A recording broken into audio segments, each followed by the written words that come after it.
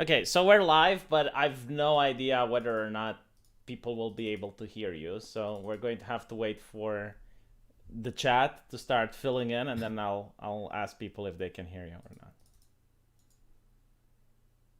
Okay. You Okay, have a so link we're for it? live, but Oh, there it yeah, is. yeah, I'll give you a link.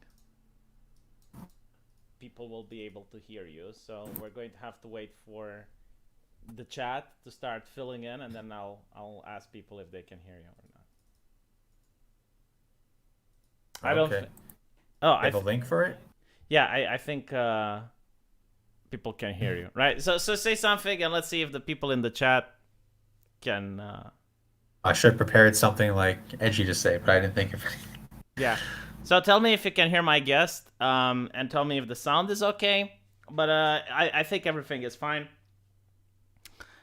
Audio is good. All right. So introduce yourself, and then we'll get to see how in 10 minutes people will ask like, who's the guy? Who's the guy? Who's the guy? Yeah. Well, I think I was on a stream with you once before. It was like years ago now. I think it was like a different world already. I don't Mm-hmm. even know when that was. Before the dark times of all of this. But no, I'm an independent sci-fi and fantasy author. Um, and currently in Israel. So yes, Jewish. I guess I get to play the Jew card sometimes. Usually doesn't not very effective. Um, writing sci-fi that I already have a series that's finished, and also now writing more anime style fantasy stuff because it's more fun and that industry is or that genre or industry, whatever you want to call it, is more accessible, I think. So were you always independent, And or did you work under yeah, the man? always independent, at least in terms of my writing. I mean, my day job is still, a normal day job because there's no escaping that yet. I'm not making enough on books yet to do that.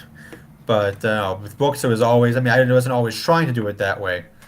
But after a couple of years trying to find a publisher and it was clearly not going anywhere, and then I was learning more about how the industry works in terms of politics and everything, I was like, I should probably just go do it my own way.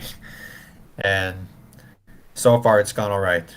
So what kind of sci-fi books people ask you? My first series was a sci-fi. It's like a Star Wars style sci-fi. That would be the best way to Mhm. describe it. And that's a seven-book series that's finished now. What is the title? Title of that one is the Galaxy Ascendant series. I don't know if I could give you the link to that anywhere. Is it any good? Yes. Does it have tits and violence? Um, yeah. I mean, it depends how you define that. I mean, there's You want me to like I don't define know how. tits for you? Like, No, in terms of what that means for a story, I don't know how much that okay, needs to be. Conan the Barbarian is a story that has tits and violence. Mortal Maybe not to Kombat. that extent, Okay, I see. Fun but thing, like fun fact. So I think it was on Amazon or on HBO. I forgot which one, but they wanted to have a Conan TV show, and apparently it was quite into the production. Like it was quite mid production that they canceled it. And the reason they canceled it, it was because it was way too respectable of the source material. Like it was too true to the source material, so they couldn't have that. well, yeah, that's not allowed anymore. I don't know if I don't think you watched the Wheel of Time show.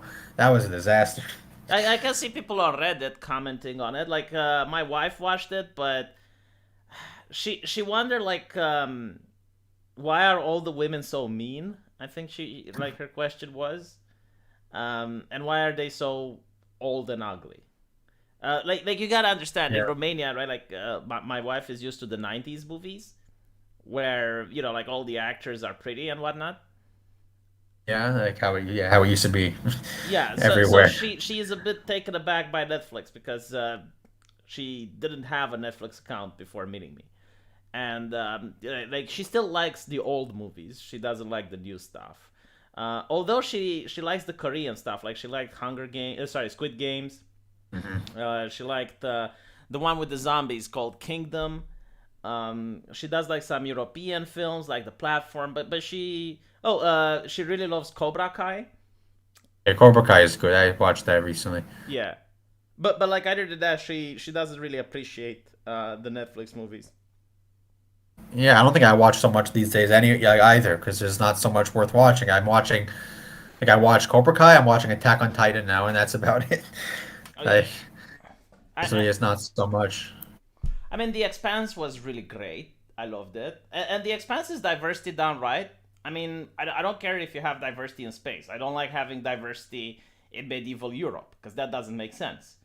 But if you have Yeah. like, and all the characters, like that UN woman, I don't know if you saw the show, but, like she was a strong woman without having to beat men left and right.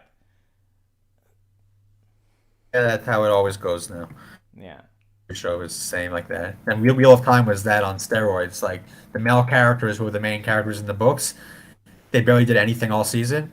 Like to the point where it was almost funny how like pointless and how like how pointless they were. They just were complete like wall hangers. Oh yeah, because I remember like walking in the room as my wife was watching, and I asked her, it's like, okay, so who are these guys? And she's like, well, they have to protect the sorcerers. And I'm like, well, why can't the sorcerers protect themselves? And she's like, well, I don't know, it doesn't make sense. I'm like, okay. Yeah, the books it made sense, but the books are good. The show's not. um, like I take it that in the books the magic exhausted them or something, or Yeah, I mean, it just the magic is complicated to use, and also a lot of the magic users in the books aren't that powerful. Especially not, I mean, the main characters, even who we could use it, aren't powerful at the in the first book. Mhm. So they need, and also they're vulnerable to any, normal attack. So like, if a magic user isn't paying attention, she could get, shot by an arrow like anybody else and die.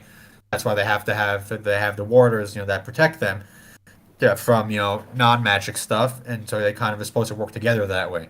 I mean, one of the books series big themes there was men and women working together despite their differences, but that's not allowed anymore because that's too binary. Yeah, no, I absolutely like. And it's not only that. Like, I noticed something in woke casting which really breaks the immersion, right? So, on one hand, they say we shouldn't have like the '90s actors anymore, where the women look stunning and the men look stunning. We should have like average people to for this representation purpose, right? Like, we need to find like the most mediocre, average, plain looking person and get them to star in the movies. And it's like, okay, so they get average women, like for example in Wheel of Time, like you get women in their 40s or their 50s. But the men are still like in the Conan Barbarian. The men are still, muscular, good looking, Yeah, appealing.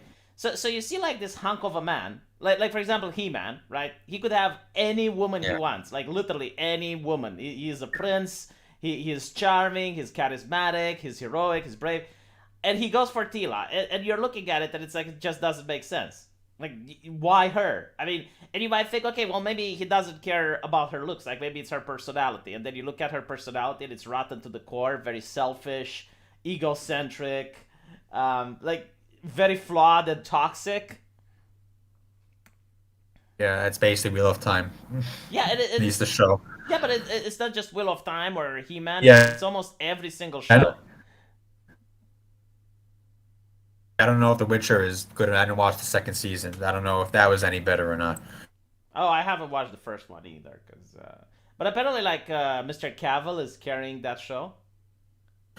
Yeah, well, he clearly cares about it. I mean, he's the only one keeping it from being a disaster, I think. Yeah, I read an article where the horse of The Witcher died, so Roach, and the writer of the show wanted to make that as a joke. Like she wanted to add some humor in it. Like quirky humor, Yeah. TM. Well, we have Joss Whedon to thank for that. Yeah, and Cavill goes like, no, this should be a dramatic moment. This should be like an emotional thing. And the writer went like, you know what? We're going to trust you, so you come up with something. And he actually brings a quote from the book, and he plays it beautifully, and everyone is praising that moment, and it's like, oh wow, that was such a heartfelt moment, and blah blah blah. And I'm like, oh, like that's the difference when you have someone that cares and understands the IP. Yeah. I think who was it? Was the producer or one of the show? I forget who it was. Somebody was talking on Twitter this week to Quartering. Yeah. Like he was kind of making friends with her, and she posted a video reply to his question, and it kind of answers a lot. I mean, it's very enlightening if you didn't already realize what was going on in the first place, what she said, like So about why they cast yeah, characters certain ways. if everyone was telling me about the conversation the quartering had with this lady, which is like a producer for The Witcher, and they all Yeah. said that it's a very wholesome conversation because even though like they disagree, but they actually had a pleasant conversation. And I'm like, motherfucker, so in Karate, just having a pleasant conversation with someone is called wholesome. Well, yeah, and she was getting tons of angry comments from people who were mad she was talking to him. Yes.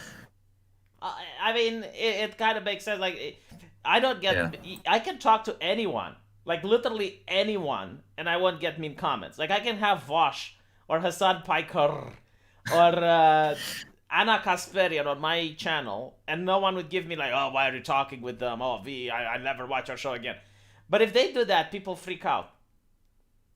Like, if they were to Yeah. get me on, I mean, they would freak out, and it's a cult. I don't know how else to Yeah. say it. It's like bringing a heathen into a church, and everyone's like, "Why did you bring this heathen here?" You know, imagine bringing a biker with tattoos and nose piercings in a very Protestant church. It's like it's kind of the same.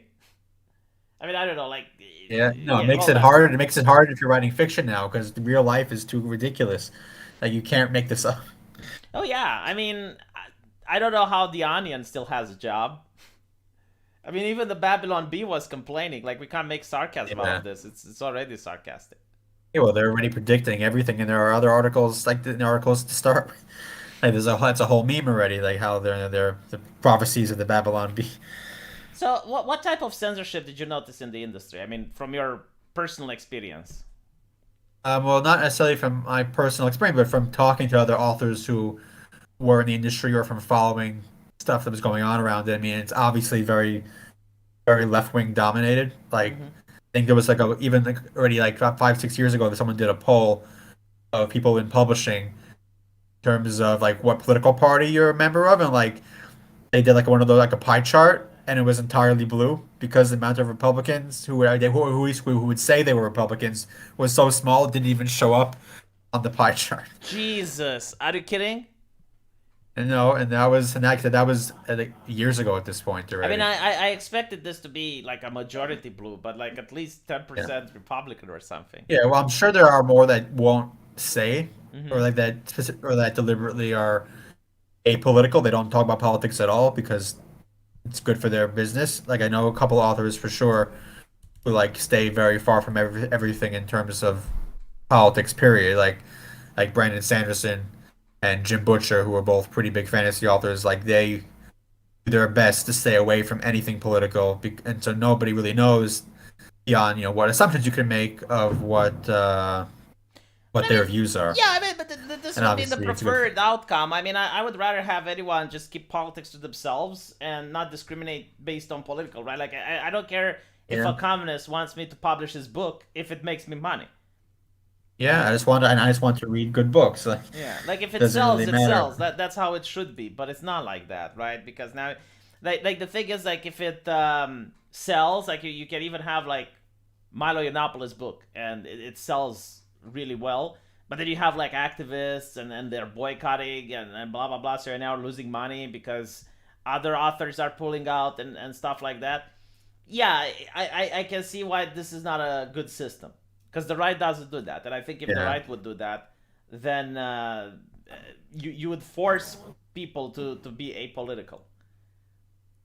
And so that's why even back then, like I was back in 2016 or 2017, like I already knew it's like, yeah, because I already knew what my politics were. I'm like, even if I get in now, in like 3 years, somebody will find out what I think, and then I'll be kicked out anyway. So I might as well just never go in the first place.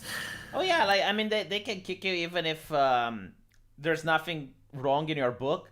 So like you can push a math book that has just mathematical exercises, but if they find out that you had some hot topics 5 years ago on a channel, then oh my god, we need to not allow this Yeah. guy to publish his book. It's so ridiculous. Yeah, and I mean, even not only regular publishing too. I know just yesterday or 2 days ago, another like openly right-wing author who's independent also, like almost all of his books on Amazon got delisted for like a day, and nobody knows why. And so we think it was probably like a rogue employee who doesn't like him who could just take it down, and then obviously it came back up. But that could happen anywhere at this point with all these, Oh yeah, yeah, yeah. every company basically is completely, dominated from one side. Yeah, I mean, And I know, I think actually, what was it? I think it was actually Vox Day, like whatever you like to think about him or whatever. But I think it was a couple years ago already where that had happened to him with Amazon like 3 or 4 times. So he has like a deal with Amazon now that they'll basically they're aware this might happen again, so they'll fix it right away if some like employee decides to take his books down. but it's the same with the Netflix Dave Chappelle thing, right? I mean, a lot of people think that the CEO is the most important position in a company, and I disagree. I think it's HR, because if you're to hire only like hardcore Christians in a company, and you only promote people who are Christians, and you discriminate against everyone else, well, it doesn't really matter what the CEO says, because like over 5 years, you managed to change the entire politics of that company. And if the CEO does something like, let's say, he wants to promote a gay guy, I mean, the Christians can go on strike or whatever. And what is the CEO gonna do? Like, I mean, is he going to fire everyone? And it's kind of the same with Netflix, right? Because now you have Dave Chappelle, and he makes a couple of edgy jokes, and then you have like the people doing walkouts, and they're raising a stick about it. And apparently, like, it's so bad that Dave Chappelle is having difficulty finding people to give him a job now. Yeah, that's how it is everywhere. I mean, like I said, I don't know if this was a big thing also like 7 years ago. Well, I don't know where time is going because it was the whole like sad puppies thing with publishing back, 2015 or Yeah, the 2014 already. Hugo Awards, yeah. Yeah, yeah. So that was another, big moment where anybody who didn't realize what was going on, like, now you can see very clearly what is happening, and like if you want to get into that, that's your option. And but if you're smart, even if you're not right wing, just stay out. I mean, it is harder in some ways to do it independently. Like you have to obviously manage everything yourself. Like it's a small business at that point, even if it's not making any money. And you have to then, find your own editor or your own artist, and then find the funding for the books. I guess, but we have crowdfunding for that, which is really helpful now until we get banned from that too. But I mean, Kickstarter and Indiegogo are very good ways to raise production costs for book, which is what I've been doing for the last 3 years now, maybe 4 years. Like that's basically how I get all the money for the art and for So, everything so, else, and so then tell me a book little comes. bit about the Hugo Awards. Like, tell the chat, because from what I know, like Hugo Awards are the biggest awards when it comes to sci-fi, and they started At least giving they them were. out. Yeah, they started giving them out on pedigree and racial heritage, rather than And the content of the book gender.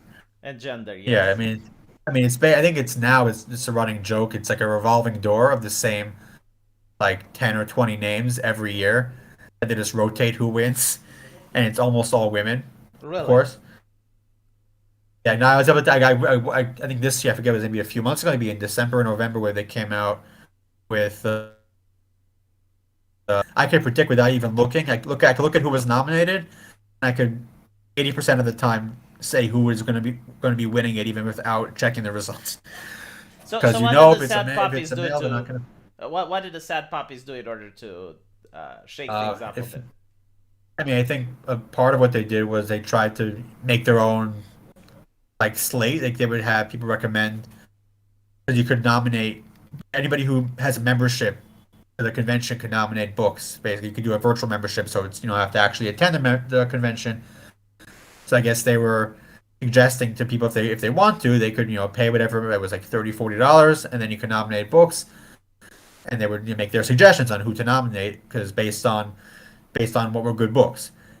And that didn't go over well, obviously, and they would get accused of trying to take over the awards. And then Vox Day made his own slate of his own rabid puppies that he called it. And then the best part of that was I think there was one year where like 5 awards nobody got it because they'd rather vote for nobody to get the award than to give the award to somebody who was on one of the bad thing Yeah, so from what I groups. noticed, it's like a lot of fans they got together and they said that they don't like the Hugo Awards because they can keep nominating books that are sad, right? Like usually about oppression, like social justice messages.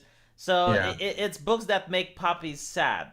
So they banded together and created this sad puppies thing, which subverted the awards by using their own rules, and they started nominating people based on merit rather than on gender.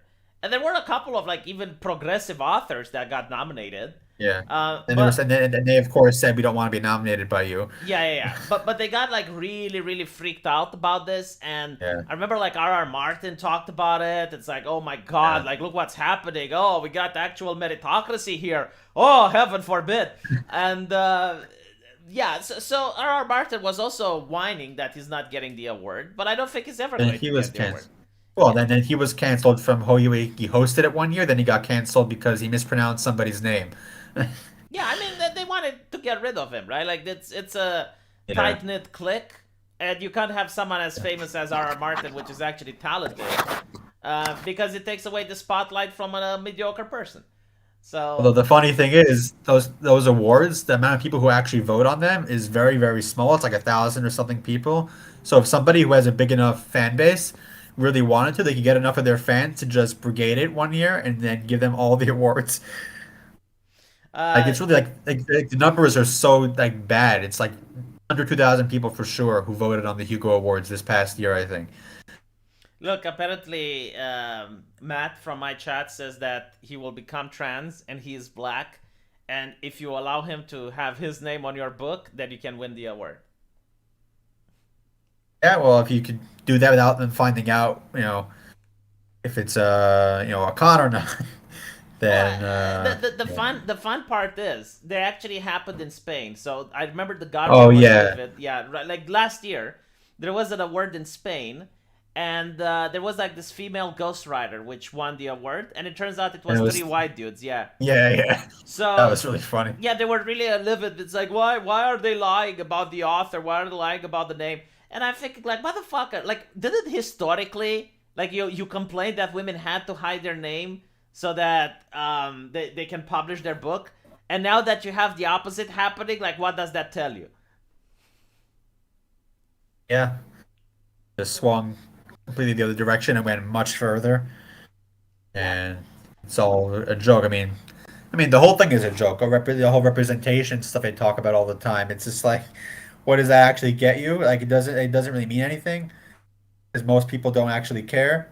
But that's the talking point. Oh well, to me, what it gets is like when I went to get some books because I went with my wife and she wanted some books to read, and I was like, okay, anything that has New York Times best author, like no, sorry, anything that has the New York Times awards, avoid it like the plague.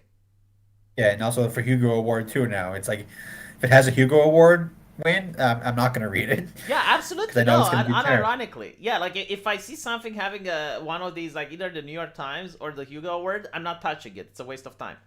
Yeah, Unless it's like and it's a yeah, unless if the award is before the '90s or before actually 2000s, I would say. then it meant something back then. Yes, but it's kind of like today. If you look at the Oscars, you don't even know the Okay, movies. like Like, yeah.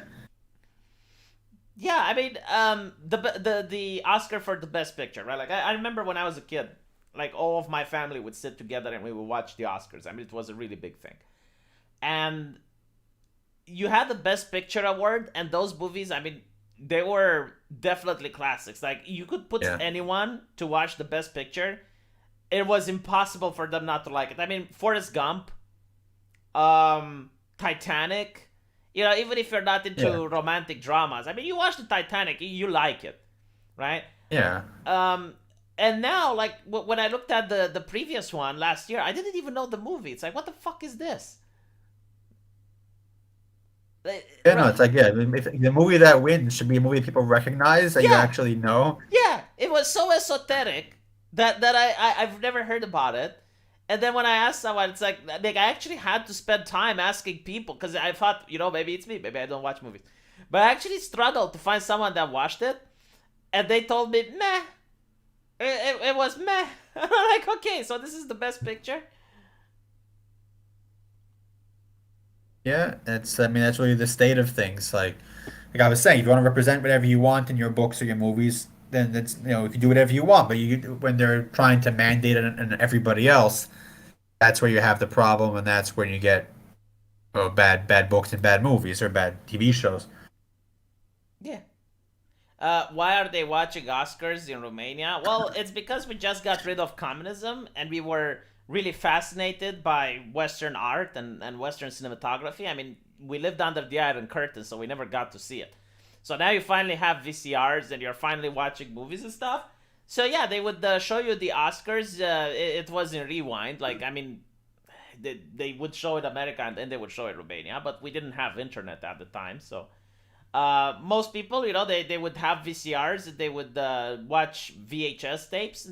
You would watch the Oscars to see, like, okay, well, which were the movies that were the best that year. Maybe you missed something, maybe you wanted to see something.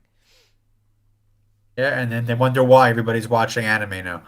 Yeah, everyone is watching anime, and that they're making a huge effort. Like, what I think they're trying to accomplish is to create the Netflix for anime in the West, right? Like Yeah, they're Crunchyroll and buying. Funimation and all of these, they want to centralize, so you only have like one streaming service for anime. And if you're a Japanese studio, um, and you want to sell to the West, it will be the same like Hollywood wants to sell to China. Like you need to sanitize your anime because otherwise, like the West isn't going to have it. So you can choose to leave your anime as is, and it can only sell to Japan, or you can sanitize it and sell it to the West. Now people say, "Oh, but I can pirate."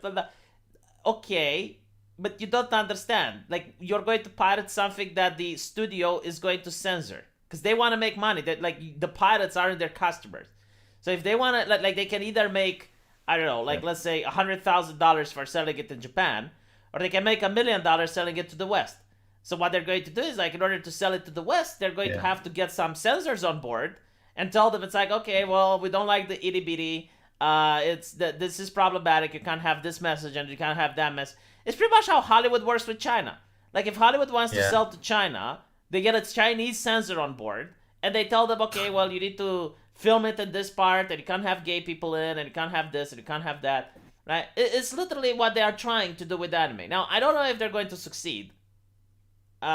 yeah. I But mean, they've had some wins and some losses, I think, with that so far. It's not obviously going one way yet, but it's probably I think it's a matter of time.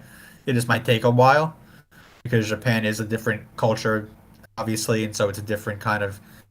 Yes, the way to get in there is going to be a little bit different from what they've done in the West, probably. yeah, But it's probably going to happen. I mean, imagine this way: if you're making ice cream, and you can sell it in your neighborhood or you can sell it in your town. Now, if you can sell it in your neighborhood, you can make it however you want. But if you want to sell it in your town, it has to be chocolate. There's no other way. It has to be chocolate ice cream, or else you can't sell it in your town. When you make that ice cream, how are you going to make it? Vanilla or chocolate? Of course, you're going to make it chocolate because you want to make more money. You want to sell it in your town. So that's pretty much how it goes. Like it doesn't matter if people can pirate or whatever. Um, and I also noticed like with Goblin Slayer, for example, like they had some awards, and despite the fact that Goblin Slayer had a lot of praise, they didn't put it in the awards because it was problematic. Of course. Yeah, it's Yeah, I think that was the show that got me back into anime in the first place, and then I never left. Like, because I think I watched it because of the controversy. I was like, "What is this? Like, why is everybody so mad about it?" Then I watched it, and then I stayed, and then I never left. the interesting thing is like it's such a weird show because while the first episode is fucked up, the second and the third episode are fine. I mean, it's just like the first episode that's grim dark, and then it goes to lighthearted and comedy, and they're in the fields and they're making jokes. It became a very wholesome show by the end of it. Yeah, yeah, yeah. And it's so bizarre. But there's also like the Shield hero, which also caused controversy, and Attack on Titan caused Yeah, controversy, and yeah, I mean, the reason they want to control it is so that you don't think about concepts. Like Attack on Titan teaches you that discriminating people based on ethnicity is wrong, and the victims can become the oppressors, and after a while, the oppressors are going to become the victims again, and it's just like a table that spins. yeah. And if you push people into a corner, eventually, like they have no choice but to lash out. And progressives don't want to do that. They don't want to think that, oh well, the world has shades of gray, and no, like they want you to think good and evil, right? Like this group of people is good, this group of people is bad. Very simple mindedness. And when you come up with a concept that goes against what they're teaching, they get freaked out. Oh, and of course, they only want certain types of heroes and villains. Yes, but You're like for never going to example, see. yeah, I mean, why do they hate Legacy of the Shield Hero? Is it because of the rape accusation? No, it's because the fact that the villain is a very beautiful woman who manipulates, lies, cheats, like literally every single negative stereotype which can be applied to a woman exists in that character, and they don't want people to think that's like, hold on a little bit, like women can lie, what, like women can be powerful and strong even though they're not physically strong, like they can have connections and people do their bidding for them, what? Imagine that. Yeah, and they don't want that. Yeah, that's why they're really going to be, if they aren't, I mean, they already are, but they're going to be pushing even more, I think, to try and take that over too.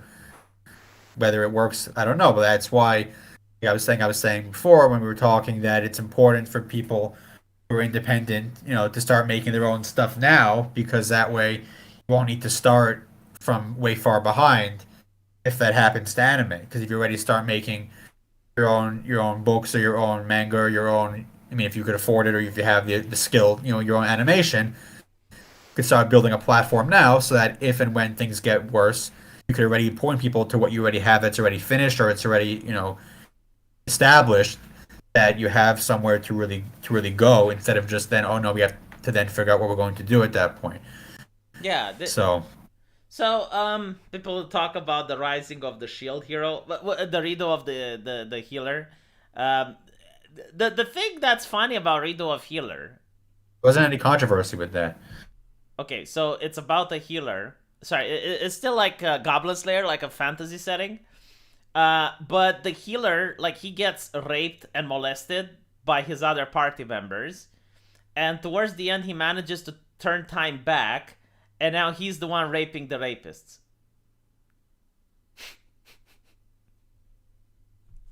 Yeah, basically, I think that's what it was about. I mean, I just Yeah, yeah. remember that, So the but I funny remember thing, that nobody hold got on, hold mad on. about it. Yeah, like the funny thing, no, it did. Like people got livid about it.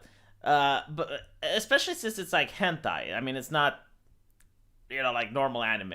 Well, actually, it's not. It's not 100% because you don't see genitals, but still.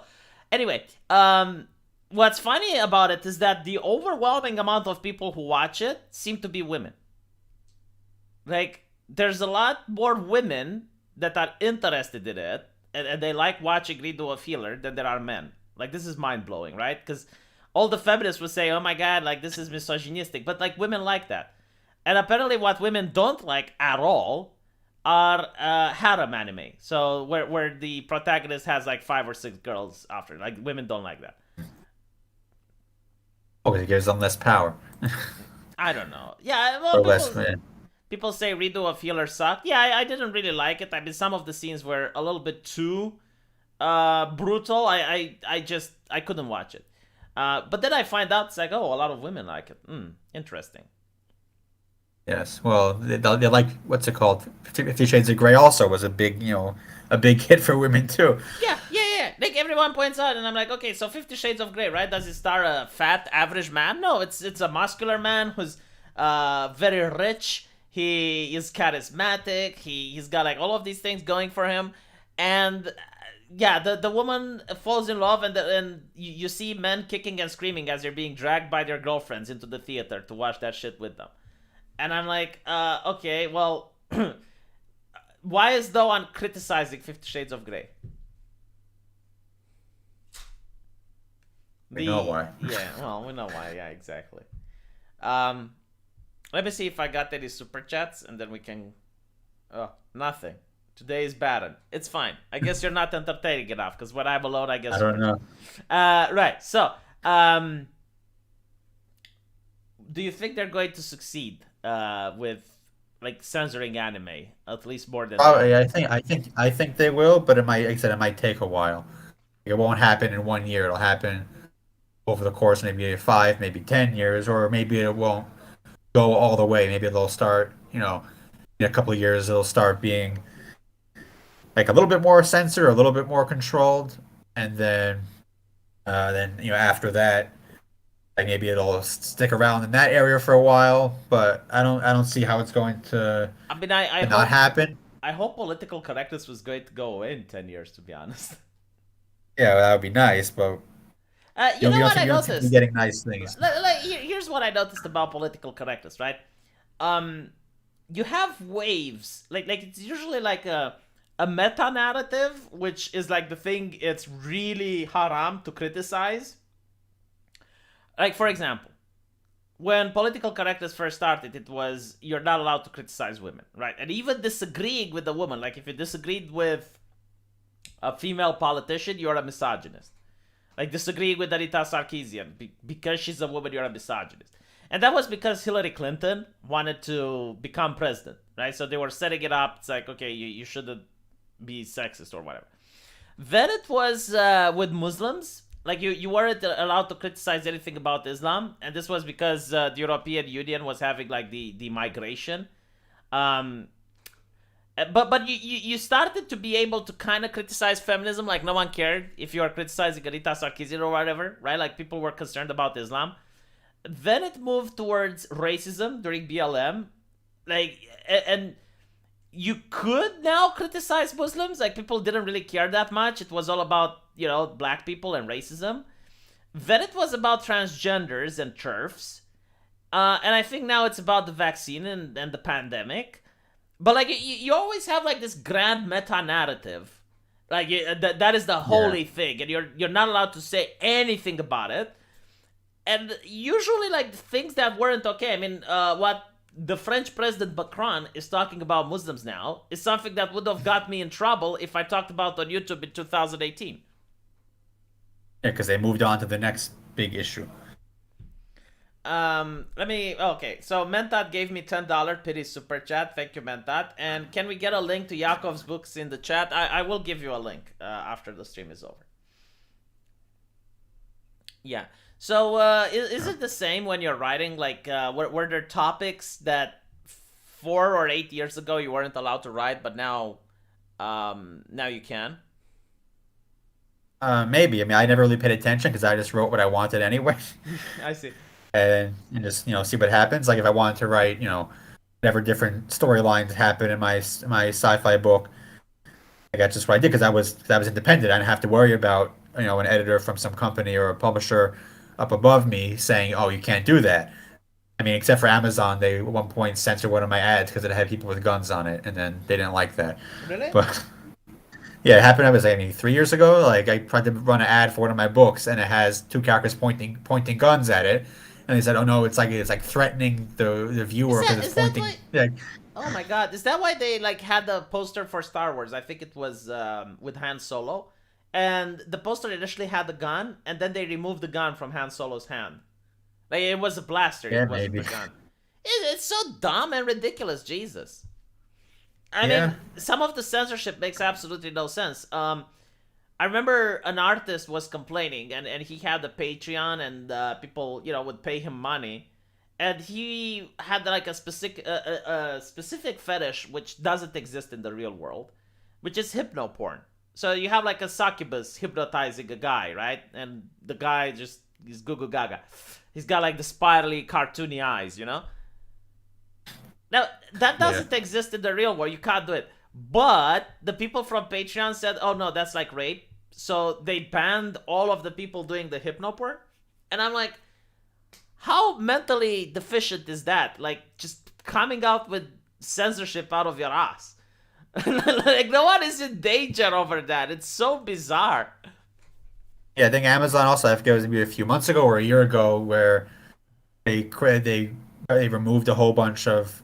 I don't remember if it was a specific genre of light novels or just in general, like a whole bunch of random ones for Mhm. some reason. And so some other authors who are also writing, like original English light novel stuff, like well, at least one of them who was pretty big, he's like, "Well, I'm not going to be relying on Amazon anymore because they almost removed all my books." Like, Yeah, it's book and burning. so It is book burning. yeah, I'm really surprised that people don't call it what it is. Like, I really hate the word cancel culture because cancel, like, you're canceling a Netflix account or you're canceling a YouTube subscription. No, it's persecution.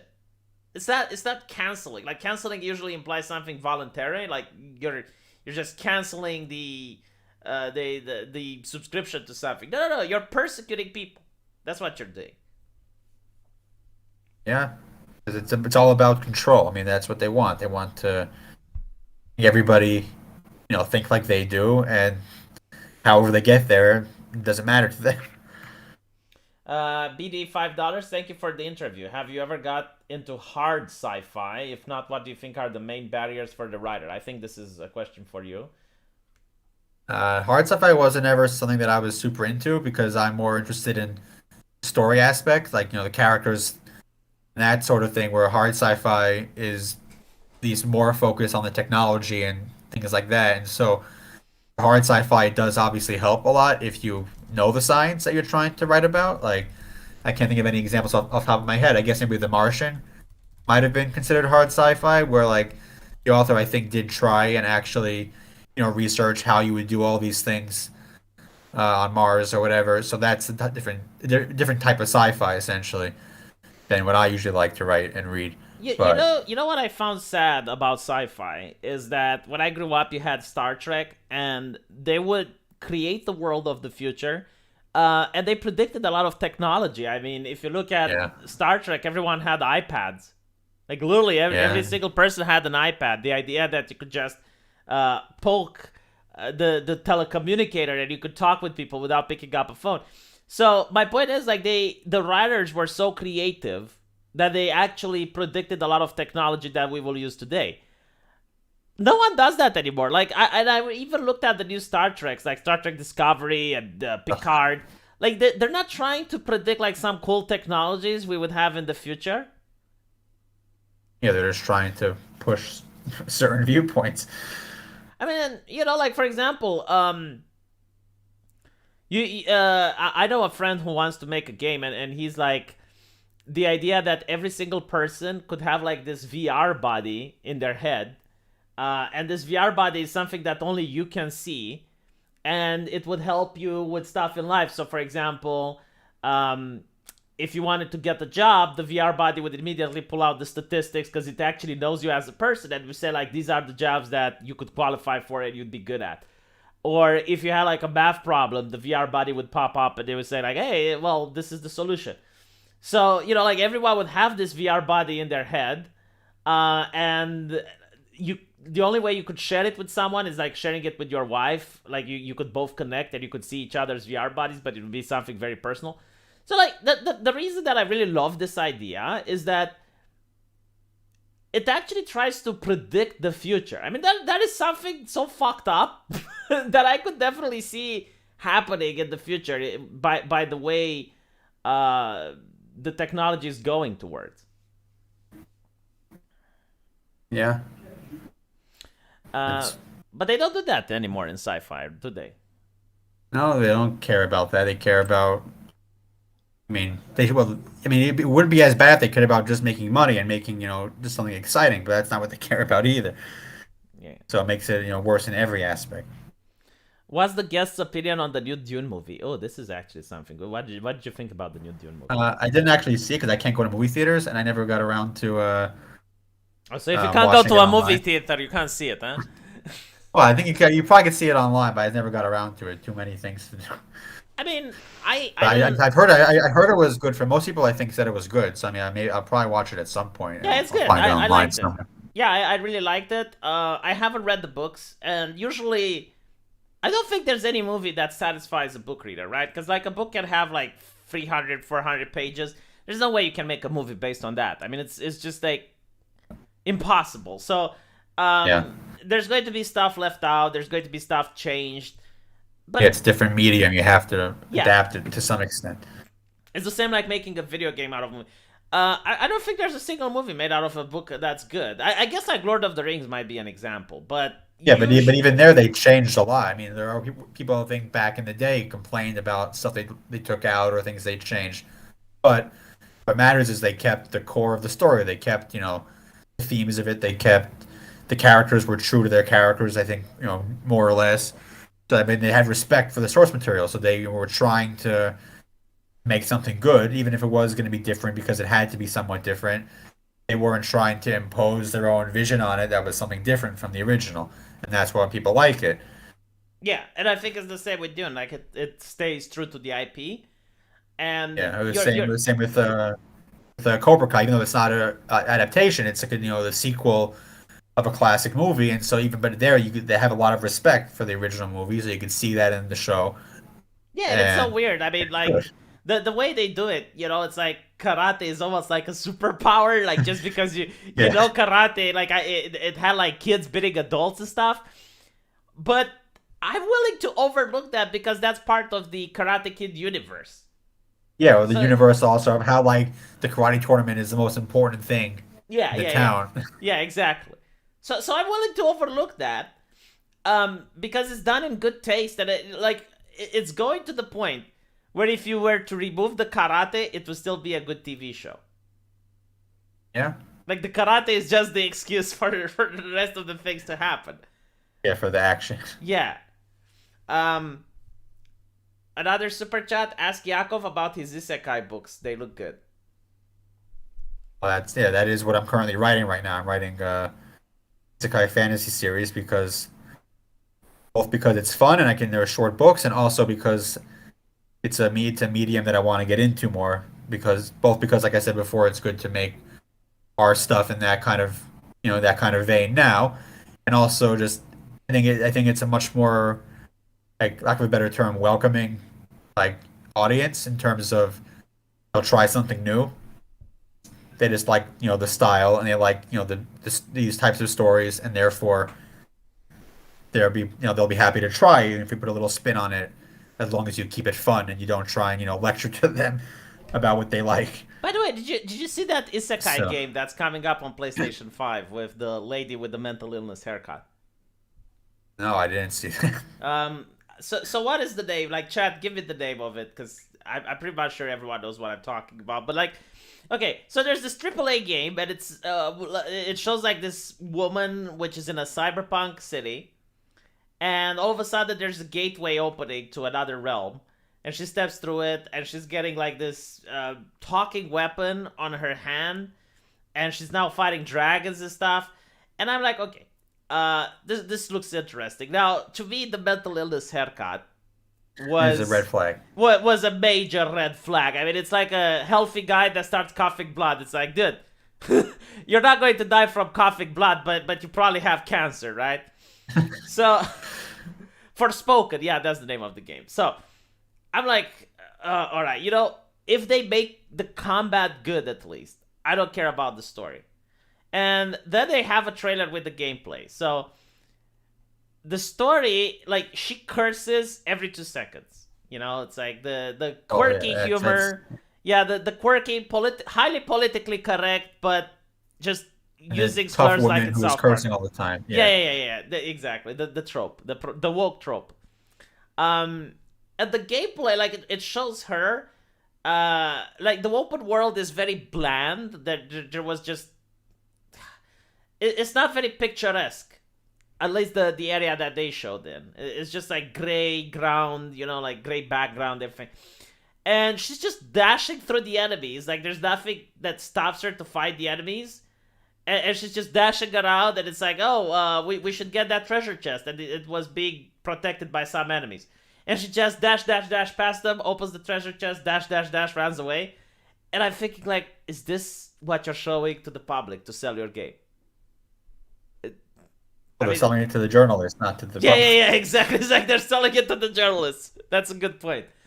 Um, and it was such a letdown because I was actually happy about it. It's like, dude, just do one thing. Just do one thing. It's the same with the Matrix, right? So my expectations of the Matrix was that I want to see some good action. Like I don't care about the story. It's like blah blah blah blah blah. Escape, escape. Cutscene, cutscene, cutscene. Just show me Neo beat up Agent Smith. That's all I want to see. Just show me some bullet time and Neo doing some kung fu. And they let me down even with that. Just major disappointment. Yeah, well, that's the difference between people who do indie stuff and people who do the Hollywood stuff. We actually, I mean, like when I write my isekai story, I want to, do my own thing a little bit, but I want to provide, fantasy adventure. 'Cause that's what you come to isekai for. That's what you enjoy from it.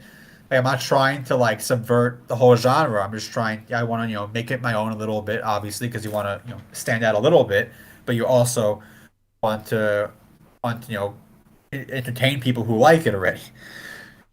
I wonder, like, if anyone tried an isekai where an entire city gets teleported into a medieval world, That would be interesting how that would. I don't know how that would. or Yeah, that would like, be interesting. or the other way around, to have like a wizard being teleported into our world. Yeah, I know there was one I think an anime that was like the devil or something ended up getting sent to the real world. I mean there are one or two where that happened, but not so many. I mean like in mine, mine is like a soldier gets put into the fantasy world Mm-hmm. because I wanted a character who like isn't the generic loser who sits in his room playing video games all day, like somebody who has some actual skills that are potentially useful for for this kind of environment that he gets thrown into. Yeah. And so I was like, I did that. Also, I made him a Jewish soldier because I mean, I feel like nobody but me would write this kind of story because there's no other religious Jewish authors that exists. I think. So I was like, you know what? I'll do it myself, and I'll give it a religious character too, which also you don't see often in fantasy, especially in sci-fi. You see a little bit of religious characters, whether it's Christian or Jewish or otherwise. But fantasy, you almost never see that. So I was like, I'll do something a little bit different. And But I how does that also, play into yeah. the story? Like the fact that he's Jewish, how does that mold into the story? Mostly in terms of how he influences his actions. Like all of his actions are based off, his sense of right and wrong based on religious values that he holds, and that that informs what he does, especially in the first book. And then there's a big twist at the end of that book that kind of sets the plot for the rest of the series. But it also impacts how he interacts with people, like in terms of how he behaves with people, in terms of his personal morality or personal boundaries in certain aspects. And it just that's why I mean it was just fun to really like it made me think myself a little bit of like how this would work if somebody like this was in that world and managing it, So and how he would adapt and how they would I like get the people world around him. in the chat. They're asking like, they think that isekai is a Japanese thing. Like, no, Mark Twain wrote the first isekai, I think. Yeah, no, Um, it's all old. I mean, also, I mean, Alice in Wonderland. well, I Alice in mean, Wonderland, is that an isekai? I mean, well, technically, I mean, guess depending on if you consider it not, because if whether you believe it was all in her head or not, hmm, I guess. But I mean, she goes to a fantasy world and has an adventure there. Or I mean, yeah, also what other things like Wizard of Oz. Again, it yeah. depends on whether you consider it whether or not she actually went there or not. Well, Or I guess like an isekai is when the character, like the main character, has the knowledge of the reader today, and they're bringing like weapons and technology into the fantasy world. yeah, or they have just their different perspective of wherever they came from. Basically, I mean, Hmm. also another famous one counts is the John Carter of Mars.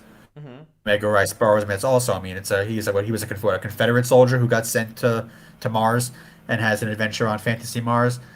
Like it's not a Japanese thing. I mean, the term isekai obviously is a Japanese term, and that's what it's popularized as now. But portal fantasy is very old. Also, what is it? There's a movie, Kid at King Arthur's Court, where like a teenager gets sent back to King Arthur time, and he gets involved in jousting and all that, whatever stuff. Yeah, but like someone else asked, like, why isekai and not normal fantasy? It's a different genre. I mean, I like the idea of Yeah, having the perspective of today and going to a fantasy world and applying like the logic of the reader to that fantasy.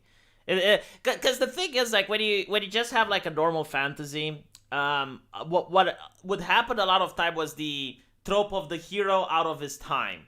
So you have like the guy who has like the moral values of today, and he's the hero of like the fantasy world, and it's like, nah, that's not really good writing. I mean, for example, um, imagine like being in racist America, and you're like the white guy that's like, no, we shouldn't use slaves. Blah, blah, blah. It's like, yeah, not really. I mean, people wouldn't think like that. They wouldn't have our yeah. morality back then.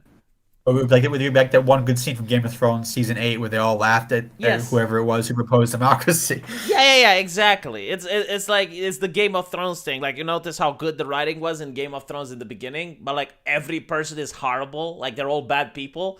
And then when you go, I think like season 6, all of them like become like you have good characters and bad characters. You don't have complex characters anymore, and that totally ruins the writing. Yeah, but also I think it would depend a lot. Also, if somebody gets sent to another world, it depends also on where they end up and who they end up running into, because some cultures might be more susceptible to kind of being open to this something foreign or whatever, or it depends on somebody's status. Like if somebody becomes all of a sudden very important, um, like becomes somebody becomes very important, then all of a sudden what they say has more value. So you can play around with that a lot. I mean, that's somewhat part of what I do in my books because like the character ends up becoming somewhat important, at the relatively early on, and that obviously could impact how people would react to things he says or things he does. And also, he does bring some technology to the fantasy world because I wanted to have fun with black powder weapons. So for $5, does Yakov watch South Park? What does he think? Is it trash now? I don't know. I watched the new stuff. I mean, I had to work a little bit to find it because it wasn't, it was through Comedy Central. I forget who they released or HBO they released it through. I mean, I don't think it's as good as it used to be. Maybe like but it's not bad. I wouldn't say it's bad. Like again, I said I don't know how I would rate it compared to past seasons. I mean, there's what like 20 something seasons now, so it's kind of hard to rank all of them. But I mean, I still enjoyed it overall. Like still funny at least.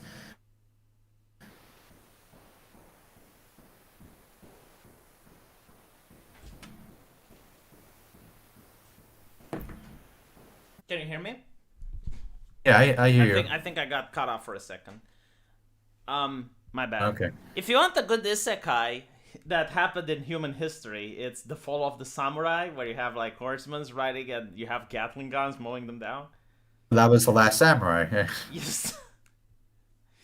Yeah, which is yeah. So Well, that comes where you determine if you what you consider isekai if somebody just travels somewhere else if that counts or not. But it's close enough. yeah, I guess Digimon is an isekai if you think like that. Yeah, no, I mean, I think it was a running meme for a while where it's like so many different things you wouldn't ever suspect can be considered isekai if you like stretch the definition just a little bit. Yeah, I Because mean, anybody who travels, I mean, Lord of the Rings. I mean, what Frodo has to travel across the world to somebody somewhere new. So is that an isekai or not? I don't know. I guess like the isekai is when you're transported instantly to a different world, right? Yeah, So these days that's the general. It's like when you're sent somewhere, usually another world, and also no easy way back usually. yeah, that's a good point. There was like an interesting moral from an isekai. You had a couple of people from modern time. No, sorry, a couple of people from the past being transported in the modern time, and they start killing and butchering, and everyone is horrified, and they view them as monsters. And then you have like a couple of modern people transported in the medieval times, and they have to fight in a war, and they're being viewed as heroes and all of that. And the moral of the story is that actions, the same action can be viewed as either monstrous or valorous, depending of the culture. So, like doing exactly the same thing from the Yeah. past in the present can be considered monstrous, but behaving like you do in the in the present and the past can be considered cowardly, shameful. I mean, the idea of like seeking peace and avoiding conflict could have been viewed as cowardly in the past. So I guess that was an Yeah. interesting isekai that Yeah, but that's part of why isekai. I mean, it doesn't need to be the same generic thing. Like a lot of I guess it can like a lot of modern isekai is like copy paste of the same thing, but it doesn't have to be. You have a lot of creative space to work with in this kind of setup because you could have different kinds of people who get isekai, different kinds of places they go to, different scenarios they get dropped into.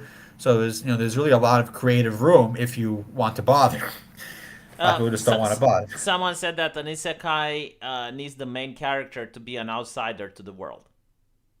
Yeah, I mean that's what I would consider. I mean, a So I good guess decent like definition. The Lord of the Rings doesn't count because Frodo was Yeah, from that that world. definition. Yeah, although but then you could also argue that if they go to a different society, like somebody who, for whatever reason, ends up having to travel, to a new continent or a new country. I mean, that could, that's they're a stranger there too. So Well, yeah, that's but why the like, okay, definition is kind of funny to play with. Yeah. so No, I if mean, I generally will say, it needs to be a different world to really count, I okay, think. but But by that example, a person from the U.S. that's Jewish who goes into Nazi Germany as a spy, that's not an isekai, right? I mean, even though like the yeah, no, world I wouldn't. was, Yeah, I wouldn't say so. I mean, I mean, technically, I moved countries. Does that make me an isekai protagonist? I don't know. I mean, or a white guy going into Japan or something like that. You know, just Yeah, because like you're, like if you never learn anything about Japan and everything seems foreign to you and like you don't know the customs and you don't know the language, I wouldn't say that's an isekai. yeah, no, I would mostly define it as somebody going to a different world because that I think very clearly, they're not from there. It's a different place. They have to then, do whatever they have to do. So I think This that, this is mind blowing. Okay, you're absolutely right. Sorry for interrupting you, but this blew my mind. Are you ready? yeah, Harry Potter is an isekai. yeah, by one definition, No, in my old definitions, like he is a guy, like he's a normal kid, he and doesn't one know about, yeah, yeah, and one day like he's being transported into this magical world. So yeah, it is an isekai by all definitions. Like you can't make the argument that it's not. yeah. I guess like There's a lot of, yeah, the only problem is that it's not difficult to come back from the Harry Potter world. Like he can yeah. come You back just with it. take the train. Yeah, he can take the train. But no, like yeah, it is definitely an isekai. Samurai Yeah, Jack is an isekai, yes. yeah. The Last Starfighter, technically, you could consider it isekai because the aliens pick him up to go to another planet. Yeah. No, but like people keep asking like why not just basic bitch fantasy? I don't know. It's just like it's It's cool. different. No, Yeah, it's it's different. different. It's two different genres. I mean, what they're both, under the fantasy umbrella, but they're not the same. It's like, you could have like, epic fantasy versus urban fantasy. They're both fantasy, Yeah. but they're not the same genre of fantasy. They have different, different conventions, different tropes, different focus. So, I mean, Like that's why. I've written regular fan. I have one book out. That series is on pause right now because I have too many things I'm working on already. But I have, a more standard epic fantasy also that I wrote because it's different and it's also fun. But yeah, like low fantasy and high fantasy. It's still yeah, fantasy, but like some people might wonder it's like, "Oh, well, if you're doing fantasy, why not just do high fantasy?" It's like, "Well, cuz like it's a different genre." yeah, the same with sci-fi. I mean, you have, space opera, you have like military sci-fi, you have hard sci-fi. Like it's all, the same, umbrella, but it's different categories beneath that. Harry Potter is not an isekai because it's just another of the same universe. No, I disagree. I mean the universe that Harry Potter goes to has fantasy creatures. It has elves. It's got trolls. It's got like it's nothing like the universe of our world. I mean, yeah, sure, you have humans and they can travel between our world and theirs, but no, it's a fantasy place that Harry Potter is going to. John Carter is an isekai protagonist. Yeah, yeah, we said that before. Yeah, I mean, yeah, well, literally, he literally gets teleported, from some cave to Mars, and then he goes on adventures. Okay, here's a question: Is R.R. Martin going to finish his goddamn book? No, Why do you but think he finish. won't? I think he'll probably finish book six, but he won't finish book seven. Didn't That's what I think. didn't he say that book six is going to have like book seven as well? Did he? I don't know. I thought it was going to be two separate books. I don't know. I mean, Because maybe do we think he'll like surprise people and finish two books? Like, I don't think so. why don't you think he's going to finish? Because it's been 10 years and he's not presented enough evidence that he's making progress on it. Mm. And he's old and I don't know how healthy he is and I don't think he even cares anymore. So Yeah, hey, maybe so it'll surprise me, but I just have no I don't expect him to finish it, I but think the maybe I'll be same. surprised. Like I think like okay, so first of all, he's got a lot of fuck you money. Like I mean the Yeah, financial incentive he is doesn't there. need. Yeah, I don't think he has kids, does he? I don't think so. So it's not like he wants to leave money behind. He knows he's not going to get any awards, right? So And the only he already got the big TV show deal. Like, he already got that done. yeah. So the only thing like the a new book can do is to actually take away from his fame rather than add to it. Because like if the book is bad, then he's just going to lose interest, right? Like his popularity is going to wane.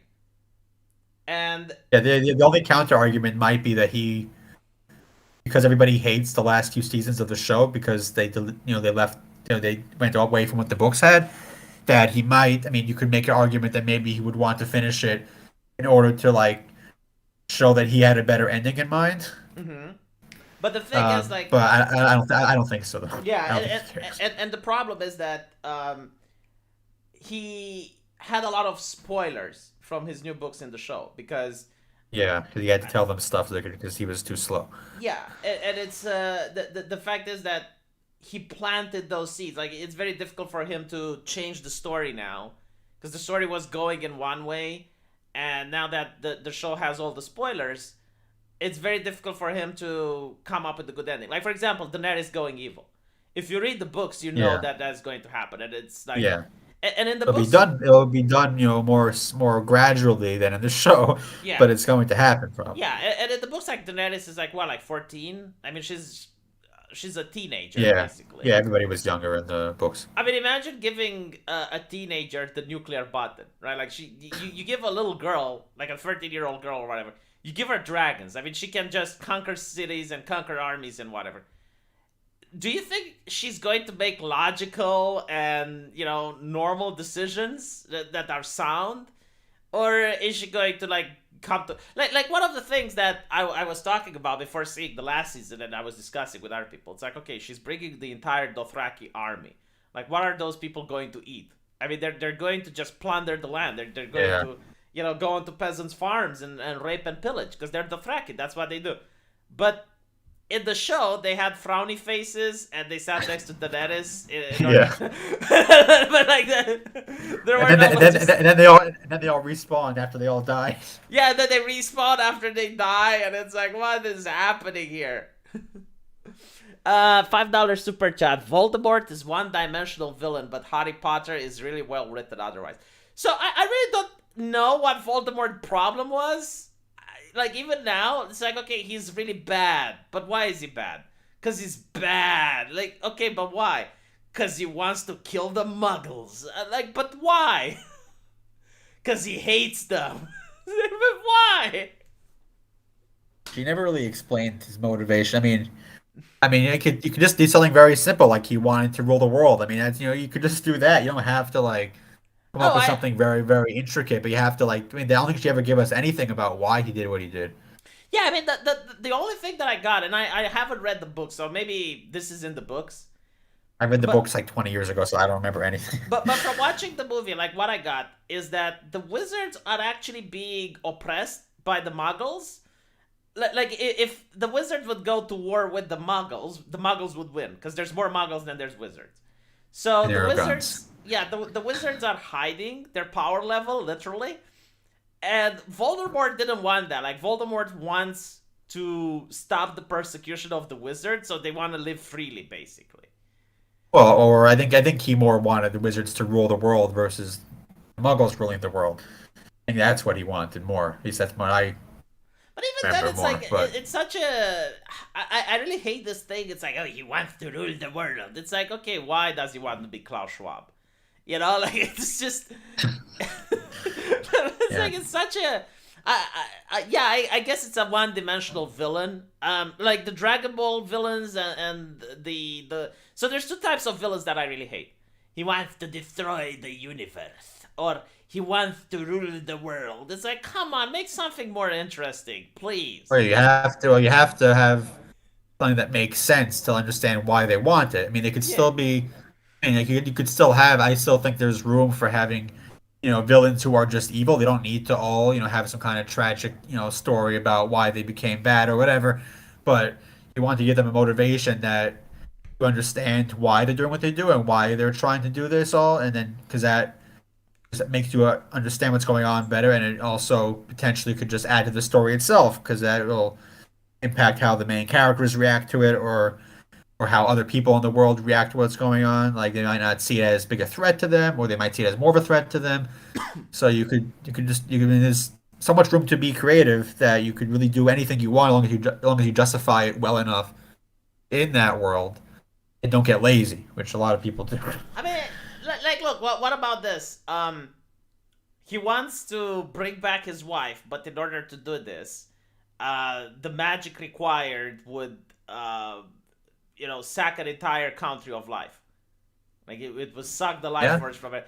Or he wants immortality, or some shit like that. Come on, Yeah, man. or like if for some reason they believe that they have to kill these people or something, or they have to destroy this or do that in order that something worse doesn't happen. Even if they might be wrong about it, they might be misled. They might have had some kind of like fever dream that wasn't actually a vision, but they believe that they're doing something that's better for the world or something, but that requires them doing evil things, and so they'll do it. And then like Yeah, I they're mean, still very uh, much evil, but you have more of an understanding of why, and you can kind of work that into the plot better and just yeah, make it a little more interesting. The God Emperor from Warhammer 40K, right? Like he wants to rule the world, but it's because there's Xenos that are going to destroy the world. So unless people get their shit together and start working for a common cause, they have no chance against the Xenos. So that makes sense, right? Yeah, And it's a good. yeah, You can't even call him a villain, to be honest. I don't know if the Emperor of Mankind is a villain. yeah. I'm pretty sure the meme is that he's not a villain, but Well, I mean, it is what it is. Like, yeah, okay, yeah, no, like, it's a gray area. I don't think he's a villain. I mean, if you actually look at how he ruled the world, is actually he did a lot of atrocities, right? But the Xenos would have done far worse. I mean, you have like the Dark Eldar, which they torture people for hundreds of years. Like they make them live longer just so they can torture them more. And yeah. Well, and it's a grimdark setting where grimdark very often is nobody is actually good. Like whoever's the least bad, is the yeah, one who's who you want to root for in those kind of settings. I mean, I'm not a huge fan of grimdark. I mean, if people like it, that's great. Like I'm not going to criticize anybody for liking it, but like I personally like, or I guess positive fiction, so I don't really do that kind of thing so much. But I mean, once in a while, I mean, like I enjoy watching like the Warhammer 40K like fan animation stuff that people used to make. Even though I never played the game, I just it's still cool stuff to watch and cool to look at. I mean, the aesthetic. I mean, it inspired. I mean, StarCraft basically ripped off Warhammer. A lot of other things took inspiration from it. yeah. I know the controversy with Blizzard and Warhammer. Like they Oh initially yeah, wanted to make Warhammer, but they didn't allow it, and I guess like it's a good thing yeah. because now game. But someone said that Voldemort motivation was fear of death. Yeah, that doesn't make sense. Like if you're afraid of dying, why would you position yourself as the head of I guess like a paramilitary organization? I mean, you're Yeah. literally the target now. So why not just like be something like more secluded that doesn't piss people off and make them want to kill you? Um, Someone said in a super chat. So Noah says, "Bro, Shigaraki, excellent villain. He's just fucking evil because he's evil." I don't know who Shigaraki is, but I don't know either. yeah, I mean, that's funny. He said there is room for villains like that. Just you don't want every villain to be like that, and you also don't want every villain to be, a tragic character. You want to have a variety, a diversity of diversity villains. of villains. Yes. You know what's funny? Like there was this show, the Powerpuff Girls TV show, right? Where Yeah. they would have subverted their expectations. But their writing got leaked, and you see the script, and they would say, okay, so Blossom, and they would have like a bio for all the Powerpuff Girls, and all the Powerpuff Girls like had when they were casting actors, they could have been any race, right? So it would be like Buttercup, any race, blah blah blah. So you could like put the black woman there, you could put the white woman. The only person that had the fixed race, can you guess who it was? Um, should be able to guess, but I can't think of it right now. The villain. Oh, Okay, of course. like the villain was the cisgender white man. Well, yes, you can't have a minority villain. Yeah, well, you can actually, but It Yeah, you depends. have to be careful. You have to be careful about it. They have to be very careful about Yeah, they have to be nuanced, right? Um, I remember like what they did with The Witcher when they realized they fucked up. So they wanted to make Ciri black initially, and then they probably realized, hold on a little bit. If Ciri is black, then that means her father is black. If her father is black, then that means that the Emperor of Nilfgaard is black. The Nilfgaardian Empire is this empire that likes to take slavery, and their soldiers do a lot of atrocities and rape and pillaging. That is it. Not a good look. problematic. Yeah, not a good That is look. problematic. Voldemort's fear of death wasn't revealed until the final book. It's forgettable and annoying that you never got any info until then. Yeah, but like even then, it's like okay, so he's afraid of death. I still don't get it. It's like if you're a wizard, right? You're afraid of death. Fine. Okay, it's not his like if they would have made a good villain, it would have been his pursuit of dark arts would have got the wizards to be against him, so he led a war against the wizards. Like that's how I'd have made it. So because he was afraid of dying, he was doing research into necromancy or whatever, which got wizards to come after him. But he was so powerful that he beat the FO'd them so hard that he's just this really scary guy. But that's not what he wanted to do. Like, no. It's his war with the Muggles that's the problem. Like, what the fuck did the Muggles do to him? I I think mean, also the more I think about it, I think actually with Harry Potter, I mean, in some respects, the villain isn't really that important because the books weren't really what the whole series wasn't about fighting Voldemort. Really, yeah, only until like book four when he really shows up again for real. That's when it kind of becomes, we need to fight him and then yeah, win. But like the first three books, it's just about, a kid going to magic school, and then there's some stuff in the background that obviously most of it pays off later in terms of, introducing Voldemort as a bad guy who they think is dead, who's not dead, all of that. But the series, I mean, there wasn't the focus of the series wasn't on that fight the entire time, so it wasn't as important, I guess, yeah. learning about him No, or all of that. So absolutely. that's right. And I think like J.K. Rowling probably didn't even know much about him when she started No, well, I writing don't it. think no, I don't think she had any plan past book one until it got big. Like Yeah. I'm pretty convinced And that she another didn't thing think very far. which she did and is very dumb. Um, so you have like all these spells, right? And then she comes up with the what was the Avada Kedavra, right? Like the one that Yes. just killed. Okay. So now all the bad guys just need to use Avada Kedavra, right? There's no diversity in spells anymore. There's no reason to use Yeah. anything else besides Avada Kedavra.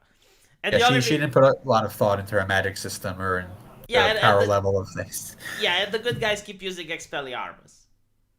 It is like so Yeah. dumb or Stupefy, you know. Like I wouldn't have had spells Yeah. that do direct damage or at Yeah. least No, magic is more fun when you have to be creative. I mean, I think yeah. some other like I mean one of the things I did with my series I'm doing right now is my main character he gets access to light magic so he could create light he could do tricks with it and stuff which is not very powerful on its own but so he has to get creative in terms of how he uses the light he could use it to like set up like a like a strobe light in somebody's face to distract them during a fight or he could Strobe light, or that is so cool. yeah. Or he figures out how to make illusions because illusions, it's kind of just bending light or turn invisible by bending light. So that kind of thing. Those kind of spells, you could kind of get more creative with the magic, and that requires the characters to be smarter. Requires, or it doesn't require the character to be overpowered. So you kind of could put them in more situations where there is tension involved, even if you know that the main character is probably not going to die because it's it's a heroic fantasy series. You could be creative with how things play out, how the magic is used. Like I know Brandon Sanderson, another fantasy author. I mean, he's very very big, but that was one of his big things with his magic in all of his books. He wants it to be not too powerful that it becomes the answer to every problem, because then it gets boring. Yeah. And you want to understand, you have to understand it enough that you could use it to solve problems, but not understand it too much that it becomes like I mean science class. You I, don't, you don't I want to love become it too. I love it when, as you pointed out, like people use intelligence and use the spells differently. Because like if you play D&D, whoever picks up a spellcaster, like the first thing they think about is like, okay, how can I use this in a way that's not in the manual? Like how can I use it outside the box? So for example, if you have like a dimension door, and when the door opens, everything in front of it gets vaporized. Right, so like, what happens if you open the dimension door in front of a wall? Well, it destroys the wall. Yeah. So Well, then, that's like, the Goblin Slayer scene where he uses the portal to the underwater. yeah, yeah. and it So cuts the thing in half because of the water pressure. exactly. So like, what if you have like the dimension door moving forward in a army formation, and it just opens and closes, and you just like now you have damage, right? Like now you're destroying Yeah, soldiers. Or what if you can just open a dimension door on top of an enemy army, and you can look through it, yeah. and you can see what the army is doing and where they're moving, like you're Yeah, or if spying you on. or if you create a shield, and if you could move the shield, you can use it to crush somebody, like crush them against the wall. Yeah, like there is just so much cool thing, and then Yeah. you remove that whenever you just have like, oh, power word kill spell. Well, yeah, that's why. I mean, that's the problem with a lot of Isekai that I didn't like so much. Is like a lot of the time the heroes are too overpowered. So what's the point? All the side characters don't matter because they're useless, and there's no creativity, there's no tension in the fights because he could just snap his fingers and he wins the fight. Whereas if you have a character who's not as powerful, you have more room to work, more stuff you could play around with in terms of supporting characters have to all work together and use their own different abilities to actually make an impact in the battles and obviously get creative with their own magic or their own abilities because that just makes it more fun. Do you prefer characters with powers or character with weapons, which helps makes a better story? The League of Gentlemen is actually a good movie where you have like some characters with weapons and some characters with powers, and it works really well. I mean, you can also have like the wizards. You know, they can use their powers, but they're getting exhausted, while a person with Yeah. weapons like never gets exhausted. So you can have Yeah, both. you have a lot of you have definitely have both. It just depends on how you use it. Like I said with my stuff again, like I have one character who is a very powerful with magic, but she doesn't really have much else that she could do. Another character who could just transform into like a monster and go smash things, and somebody else who doesn't really have magic, but just is really good at fighting stuff essentially. So I mean, that gives you a lot more. Again, you go back to the word diversity again, but you have different types of characters with different skills and different approaches to a fight. Like, some characters want to run in straight ahead and just, start punching or stabbing everybody that gets in their way. Other ones want to stay a little bit further back and, be a little Yeah. more careful and use the magic. I mean, the thing that I hate the most in writing is the Dragon Ball type of shows. So in Dragon Ball, like the characters just get powerful, right? Yeah. And at one point, the side characters, which may have really cool personalities and you'd want to see more of, they just disappear because like they can't compete with like the Yeah. most powerful. Uh, That's part of the reason why when I watched the first season of Shield Hero, by the end of the season, I was kind of getting a little bit. I mean, I'm going to watch season two just in case it's good, but I'm a little bit concerned because by the end of the first season, he was so powerful, the side characters didn't really seem so important anymore. oh, I can give you some spoilers if you want. I mean, I don't really care. I mean, I'm sure if either I'll They're forget it going or I they're will. going to PvP in season two. Like there's other people and yeah. Oh yeah, well they hinted at it in season one, I think. There's other worlds or other, yeah. Yeah, but like the thing is, if you look at Naruto or you look at what is the other one with superheroes, My Hero Academia, like the way you can make to bypass this problem is to give like the secondary characters a different ability. Yeah. So it's more like League of Legends, where you have like different characters that are like one can stun and another one deals the damage and another one soaks the damage, so they can work as Yeah. a team. The And then it different roles. Yeah. yeah, different roles, like, and then it doesn't matter like how powerful the main character becomes, because he can still have like the side characters to help him out, because their Yeah, power you doesn't have the become irrelevant. scenarios. You have certain scenarios where you need somebody. Like I have one character in my book. She has no magic at all, but she's like a really good shot with the gun that not really a spoiler that he teaches them how to make guns. So she gets to have a gun and she could fly up in the air and shoot somebody if they need to to save somebody else in the group even though she has no magic. It doesn't matter. You have the weapons. You have the ability to fly. Obviously, is useful. The So sniper, everybody has. What? Yes.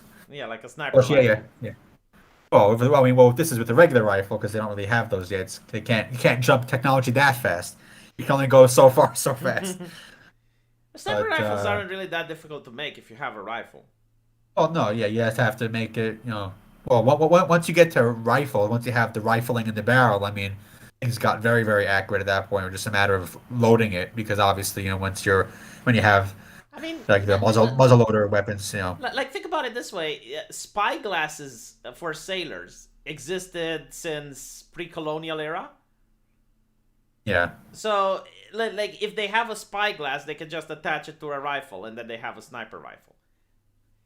Yeah, no, I mean, well, it's also you have to make sure the rifle is powerful enough. I mean, wouldn't have the same range as a modern rifle, No, but absolutely still, not. But like yeah, she could yeah, still shoot from like a relative yeah, yeah, distance. yeah. Yeah, and also the other thing to factor into is with the older weapons, like black powder weapons, they didn't have, at least not at first, they didn't have bullets. They had the ball. Hmm. So even though you could spin it in the rifle to make it more accurate, it's not as accurate as a modern bullet would be, but it's still, they were still very accurate, after a certain point. So yeah, so this one character, I mean, that's where her, at this point, and that's her, if they're all in a team fight, like, she's the one who flies up, to help keep watch, and obviously could, go sniping from up there. And that's a Oh, lot of and fun. by the way, like So, armor used to stop bullets in the beginning. Like if you well, had like stem plate, armor. yeah, like if you had plate, and there were like those round bullets that you talk about, the plate actually worked against those. Again, some, it depends which ones. I think it worked against like the smaller ones, like pistols, but didn't work as well against rifles. I think it was like I watched some videos of people testing it. Mm. While that was for my research for the books, to like to get some more information on how these things would work. So I think a lot of once you got to like longer weapons, there's at least the armor at least at first wasn't effective, but it was kind of like a back and forth for a long time until you reach World War One, where they realized to make the armor work well enough it would be way too heavy to wear, so they just gave up on it. But up until then, it was like kind of like a back and forth where they were like, first it was obviously armor, and then the guns beat the armor, and then they, upgraded the armor to be better against the guns, but then the guns got more powerful. So that's just kind of the back and forth that went on for, I guess, like 200, 300, 400 years until they gave up. Well, then now we had body armor anyway, but it's no, not Yeah, quite. it's not as good. I mean, if you have Yeah. even like the best body armor, it's not guaranteed. It's not like Yeah. plate in a medieval setting where Yeah, you can fire arrows off the wall. you aren't a tank. Yeah, you aren't attack exactly.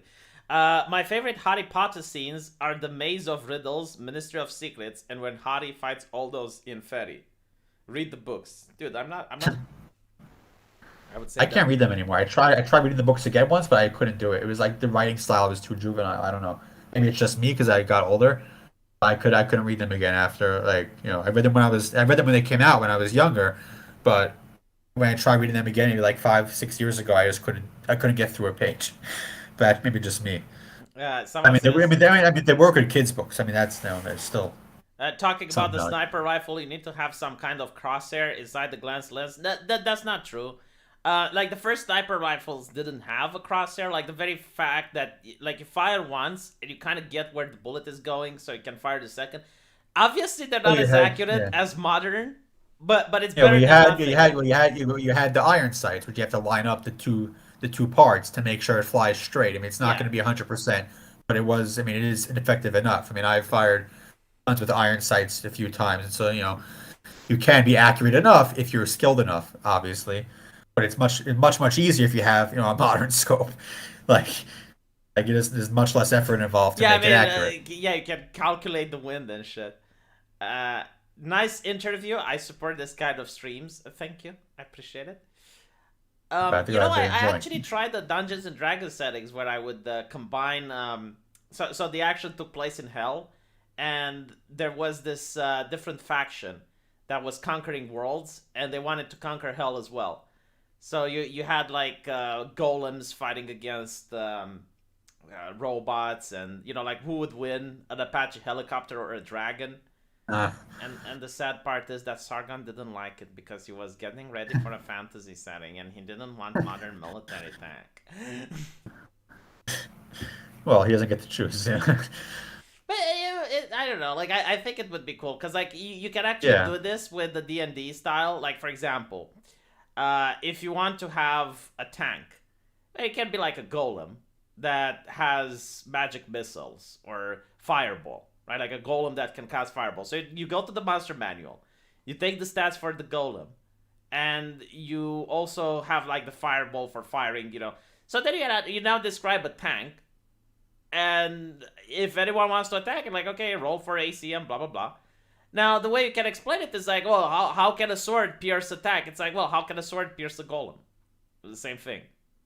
Yeah, no, especially with role-playing games. I mean, that you don't really have to worry about that at all in those games because it's all about the numbers in some ways more so than the realism of it. Like, obviously, I'm running a book. You can't just have a sword, stab through a tank. But unless you give a reason why, give it the magic sword or something else going on that you could justify it inside the setting. I mean, as long as it's consistent, people will believe it if you're talking about fantasy because they know it's not real. Yeah, You have to I set mean, up the the way that rules and I view everything.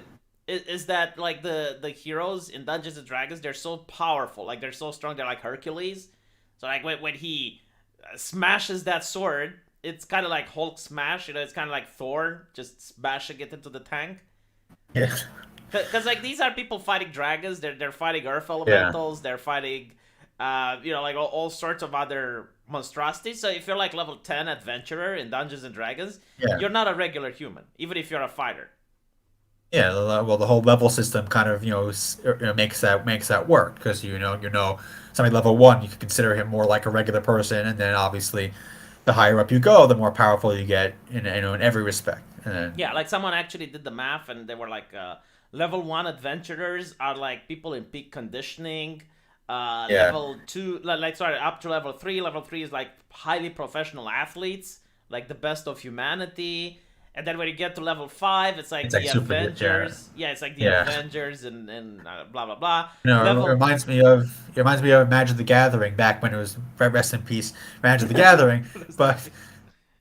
No, I remember I forget where I read this years and years ago, where like they described like how they view like a 1/1 versus a 2/2 versus a 3/3. It's like a 1/1 is like a person in like peak physical shape, and a 2/2 is somebody like or some creature or something that could just easily kill even the best conditioned human, and then they level, and then 3/3 is like an elephant, like that level of like size and power basically, and that was a way how they at least at the beginning of the game saw power levels in terms of the creatures. Since then, it kind of went a little bit different, I think, Yeah, because now but you can even have like 2020. well, this power creep, is a real thing. Yeah, but no, it's a good indicator, right? Because a lot of people, especially when I play Dungeons and Dragons, oh, I'm a rogue, I'm a master of the shadows. It's like, oh no, you're level 1. Shut the fuck up. Yeah, But yeah, so you can do something like that, and I really love the idea of like having a modern civilization like fighting against a fantasy setting. So like yeah. having our technology against wizards and dragons and stuff. Yeah, no, it's all it's a very that's a very like always a fun idea, and you could go two different directions with it. You could either go the one direction where for different reasons it's evenly matched, or you could just go the route where they went to the gate, where it's just your technology just wipes the floor with everybody else. Yeah, I mean, you would have to Which is start as evenly matched, just to make it interesting. So the technological guys, they could have like a smaller city or a smaller invasion force, because that's how I started. yeah, And they could scare the living shit out of the fantasy people, because, well, a wizard is something rare, guns. and you can control. You can have like people with a license for being wizards, but now with machine guns, every peasant who doesn't have magic can now just mop the floor with an entire army Yeah, of people. So, like it's also politically intriguing. Like how would they deal yeah. with technology and Oh and yeah, it, and how it could threaten other. I mean, it could even threaten people who aren't your enemies right now because they're like, wait a minute, now all of a sudden there's this very, very dangerous thing that could potentially cause us problems down the road. Maybe I mean, like I said, it was going back to what I'm doing in my books. Like once my character introduces guns to this world, and he starts making an army with them, like of certain people who have the guns, like it is going to in later books start to cause some concern from even people who aren't involved in the current conflict because they're like, wait a minute, if they decide to come after us now, it's going to be a yeah. problem. Exactly. And not to mention, you can also add like cool universe things. Like I wanted to add that magic influences technology and technology influences magic. Like, for example, if you're a powerful mage and you approach a technological device, it short circuits, it refuses to work. Yeah, yeah, So, and so I've like, seen that a few times. That's always kind of fun. Again, yeah, I know like a mage in the caught Dresden, fire. Yeah. Yeah, no, I don't know if you ever read the Dresden Files books, but that's it happens a lot in those books. Yeah, Where the main character he can't own a cell phone because he'll just break it because of his magic. that is so cool. Yeah, and alternatively, like if you're like if you're having a powerful electronic device, like something very complicated, like a high tech computer, Yeah. magic stops functioning around it. You know, like it depends on the magic. Like if it's a stronger magic than the device, then the magic Uh, works.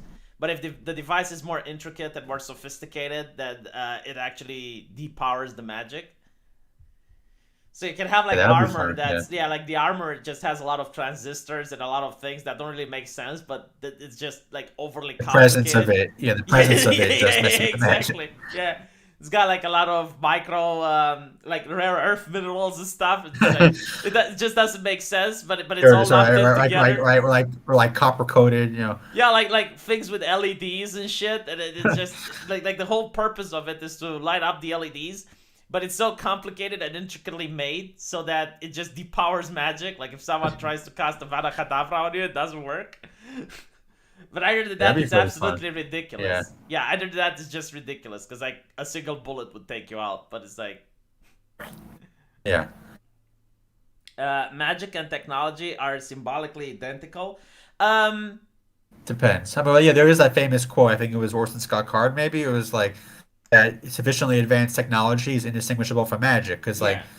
at some point, technology gets so far, like it kind of is magic. I mean, also in a lot of sci-fi. I mean, like space opera things like that, like the technology kind of is magic, like hyperspace in Star Wars.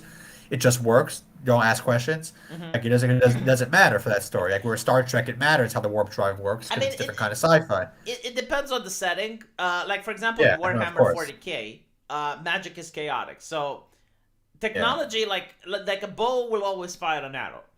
But when you cast magic, the intensity of the spell, or even if the fact the spell succeeds or not, or like it's not logical. Like you get different results every time. Sometimes you can get even a completely different spell than what you wanted to cast. So like magic is chaotic and random, and is the difference between magic and technology is that magic doesn't always function the same. Like you can't apply the scientific theory for it. Like two mages attempting to cast the same spell exactly would give you like different results, but two soldiers trying to fire the same bow and arrow in the exact same way would give you similar results. there's another way to kind of be creative in a setting that theoretically allows you uh, to be very creative. Like infinite stuff you could do, but you have to actually put a little bit of effort in to make something interesting, and then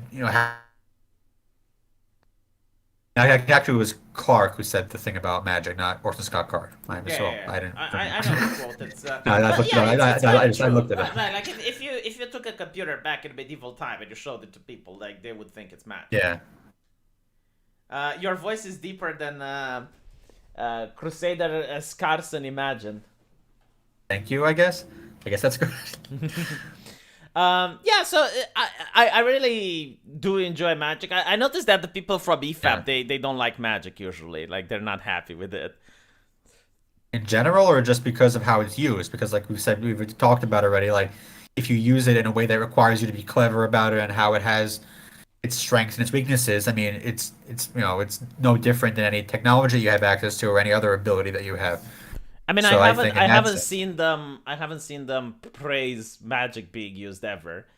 But by the way, speaking of magic that's used good, I think the Force before the Star Wars movies, the recent ones, like the Force was kind of cool, right? So you can push, you can pull things.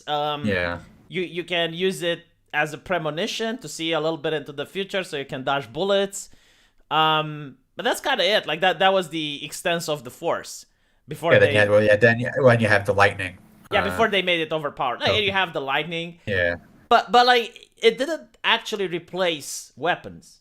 I mean, Yeah, sure, no, I kind of wonder if it was the video games of Star Wars that might have ruined the Force hmm because they had to give it, all this new stuff it could do for the games, and therefore kind of opened the door for giving it so many more, options and all that that kind of maybe led, I don't know, it's just my speculation right now, that it might have at least played a role in the Force becoming like But superpower but even that could then, do. yeah, but even then, with the Force like at max peak power, Yeah, you still had like in the prequels, the bounty hunter fighting against Obi-Wan Kenobi, and yeah, the bounty hunter almost wins.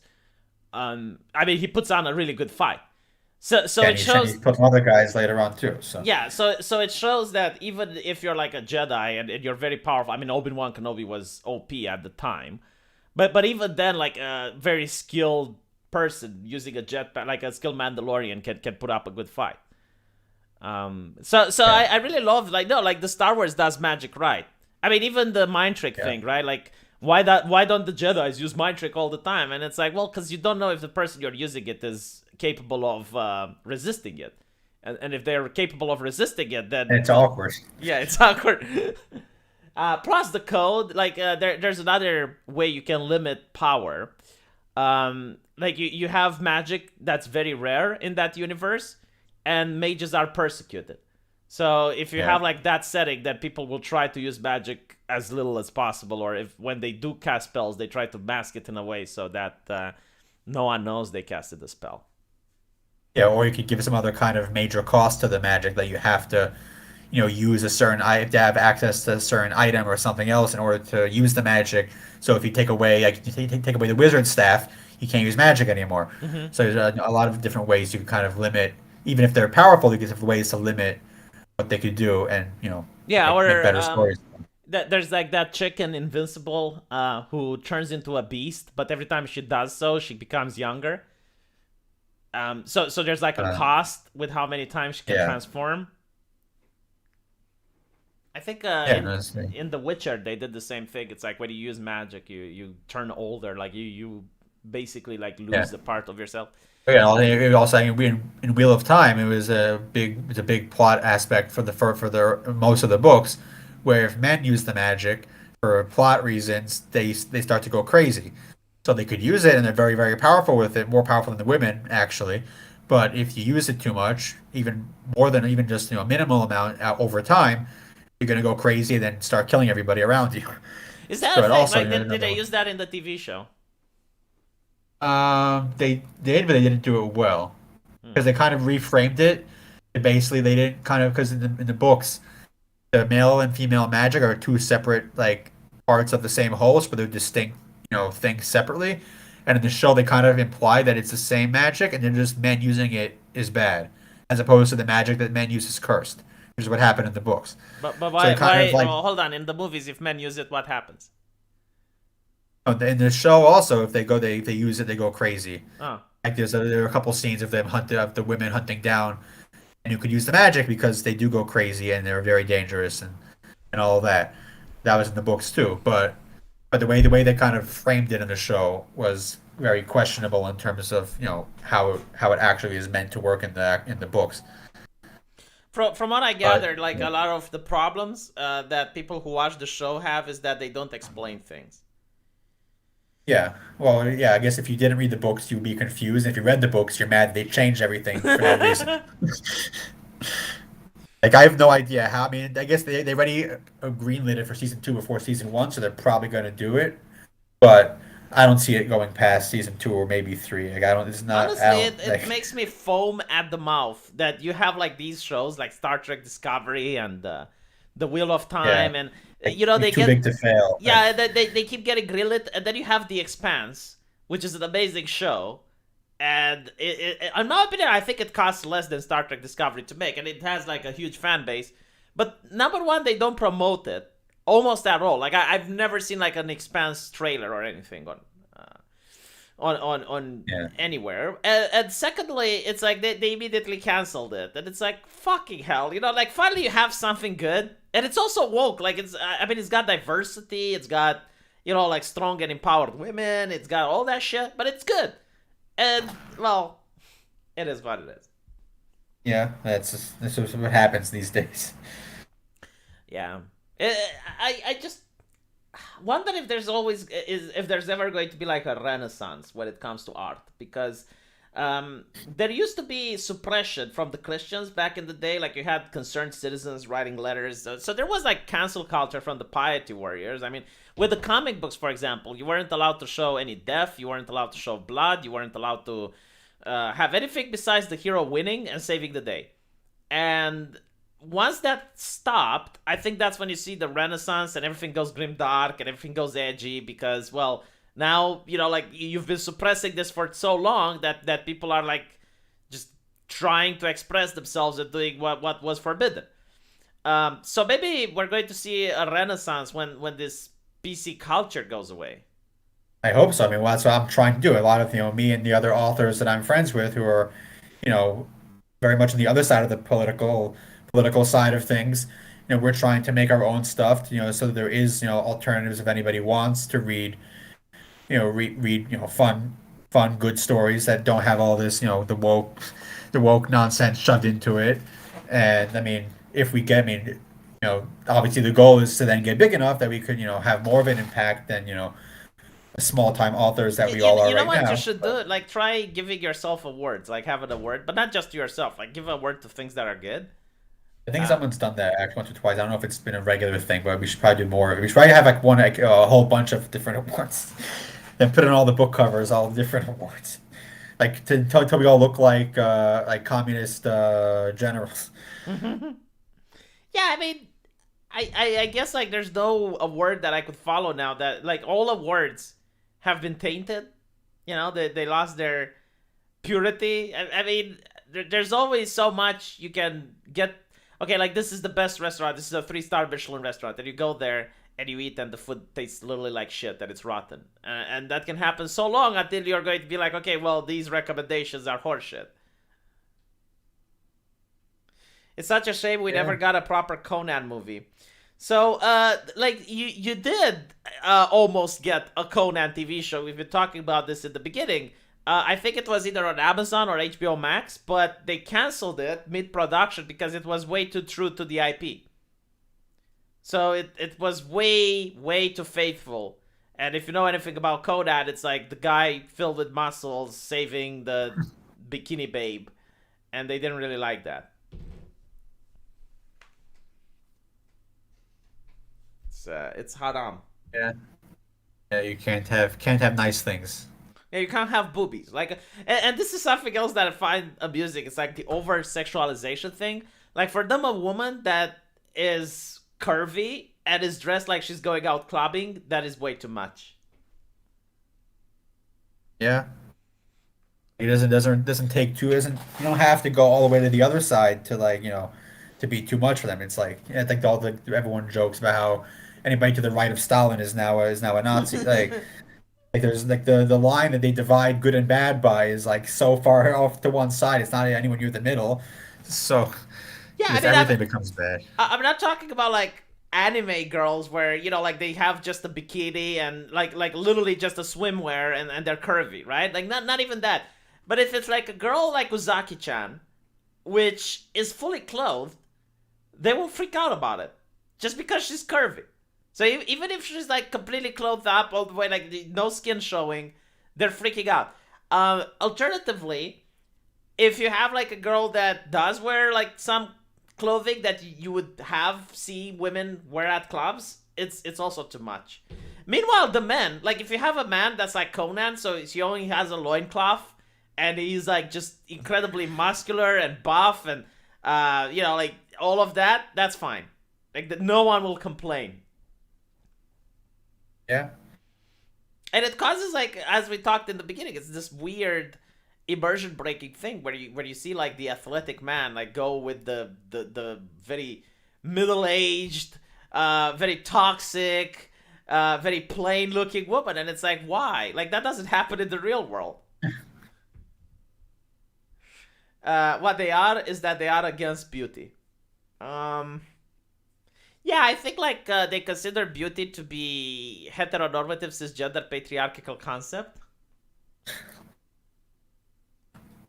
Well, at least for women's beauty. Men's beauty apparently is fine for them. Yeah, I mean they I don't know why that is to be honest.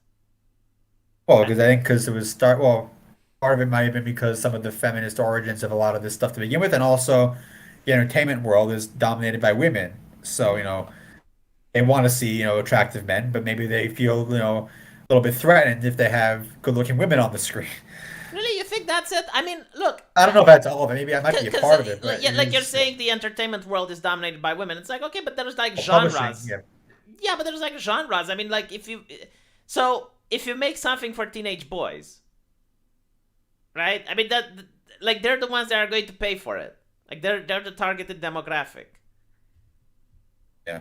So why would they freak out? I never understand this, because I think like what happened is that you had like the feminism, which, like, at the time they were actually saying why it is the way it is. It's like, it's rape culture, right? So if you have like men seeing beautiful women, they're going to objectify them in real life.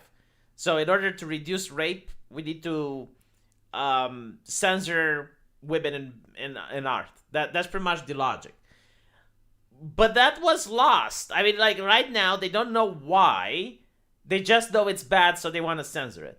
Like, if you ask them, like, why do you want to censor it? They will say something like vague, like, oh, well, it's mature or whatever. They're not going to tell you it's because to prevent rape culture.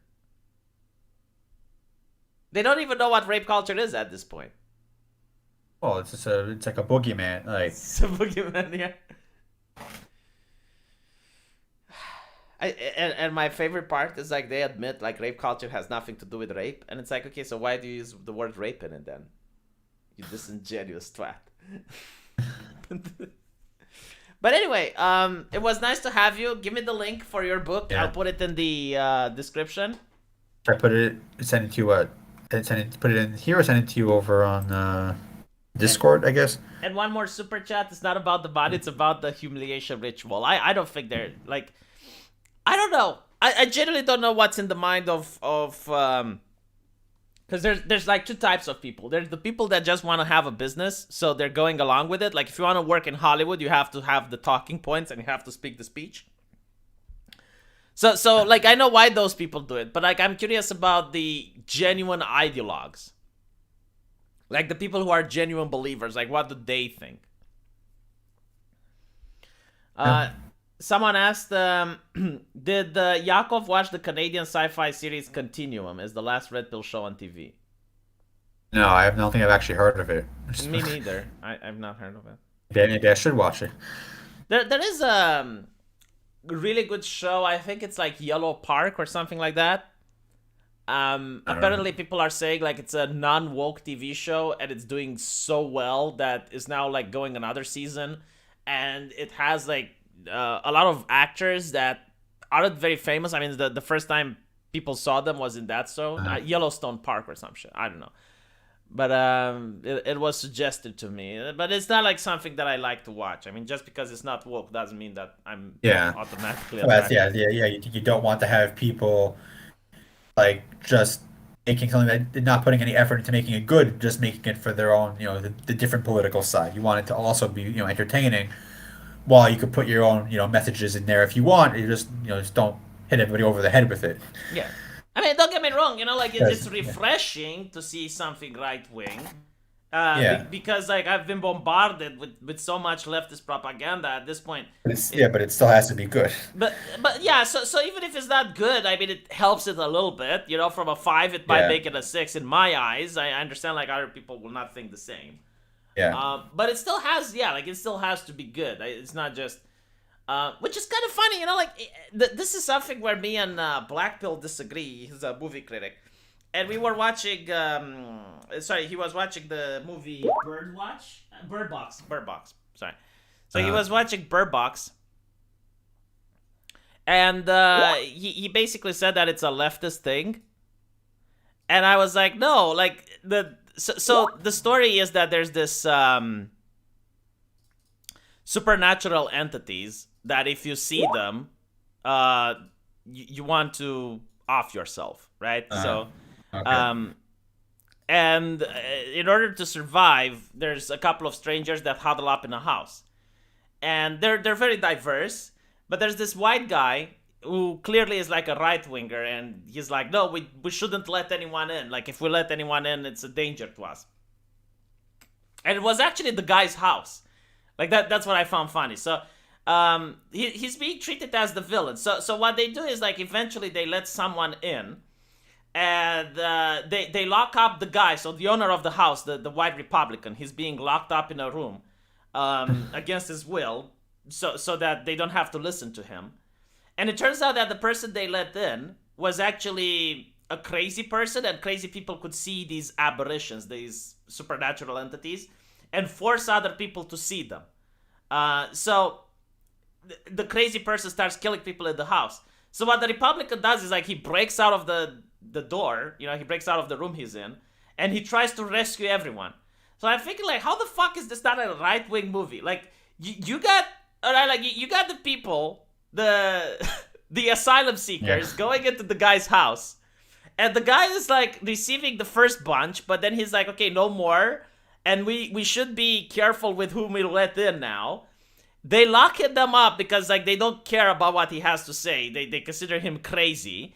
Turns out he was right, and when he is right, he is the first person to grab a weapon to defend everyone. So I think like how on earth is this like a leftist movie? There's no way. Well, there are a lot of times where they try to push a thing and then it backfires on them. Oh yeah, Like, yeah. I remember people talk about the Wheel of Time show again. Like, the women, they want to make the big heroes. They want to make them the focus, how they're perfect, but they're so unlikable that they just make women look worse in general. Yeah. The communists used to do that. So under the Iron Curtain, there's a lot of communist propaganda, which is actually used now against communism itself, because like they tried making it communist propaganda, but they would show that just how bad communism is. Yeah. And it's exactly what you said. It's like with Tila, like she's supposed to be likable, but like everyone hates her. Like she's narcissistic, she's self-centered. So they do end up doing exactly what you said. Like they try to make one movie about something, and it ends up being the opposite. Like if you played Far Cry 5, there's that famous song, "Keep Your Rifle by Your Side." I didn't play the game, but I think I've heard the song. So let me sing you the lyrics.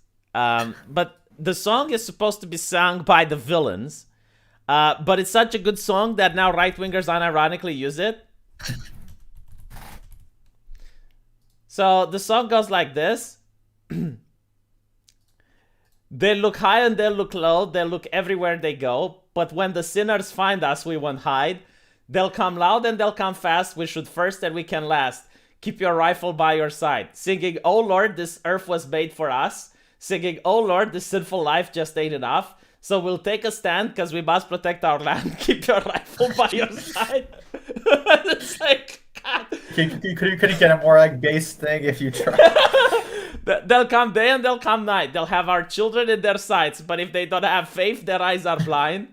They can scream and they can shout, but they can never smoke us out. Keep your rifle by your side. They'll have bombs and they'll have tanks because they got money in their banks. But we won't fall as long as we can fight. They'll go on and preach their hate, but they won't get past the gate. Keep your rifle by your side.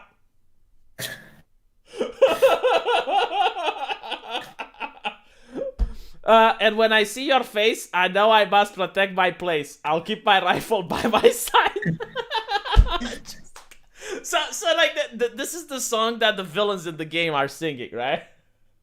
Like, and they push for everybody. Everybody likes them better. Like, and it's so funny because now, like, you get like people unironically like sharing it on Twitter and they're enjoying the song. And you have like the developers from the game like freaking out. It's like, no, you're not supposed to like that. You are the villains.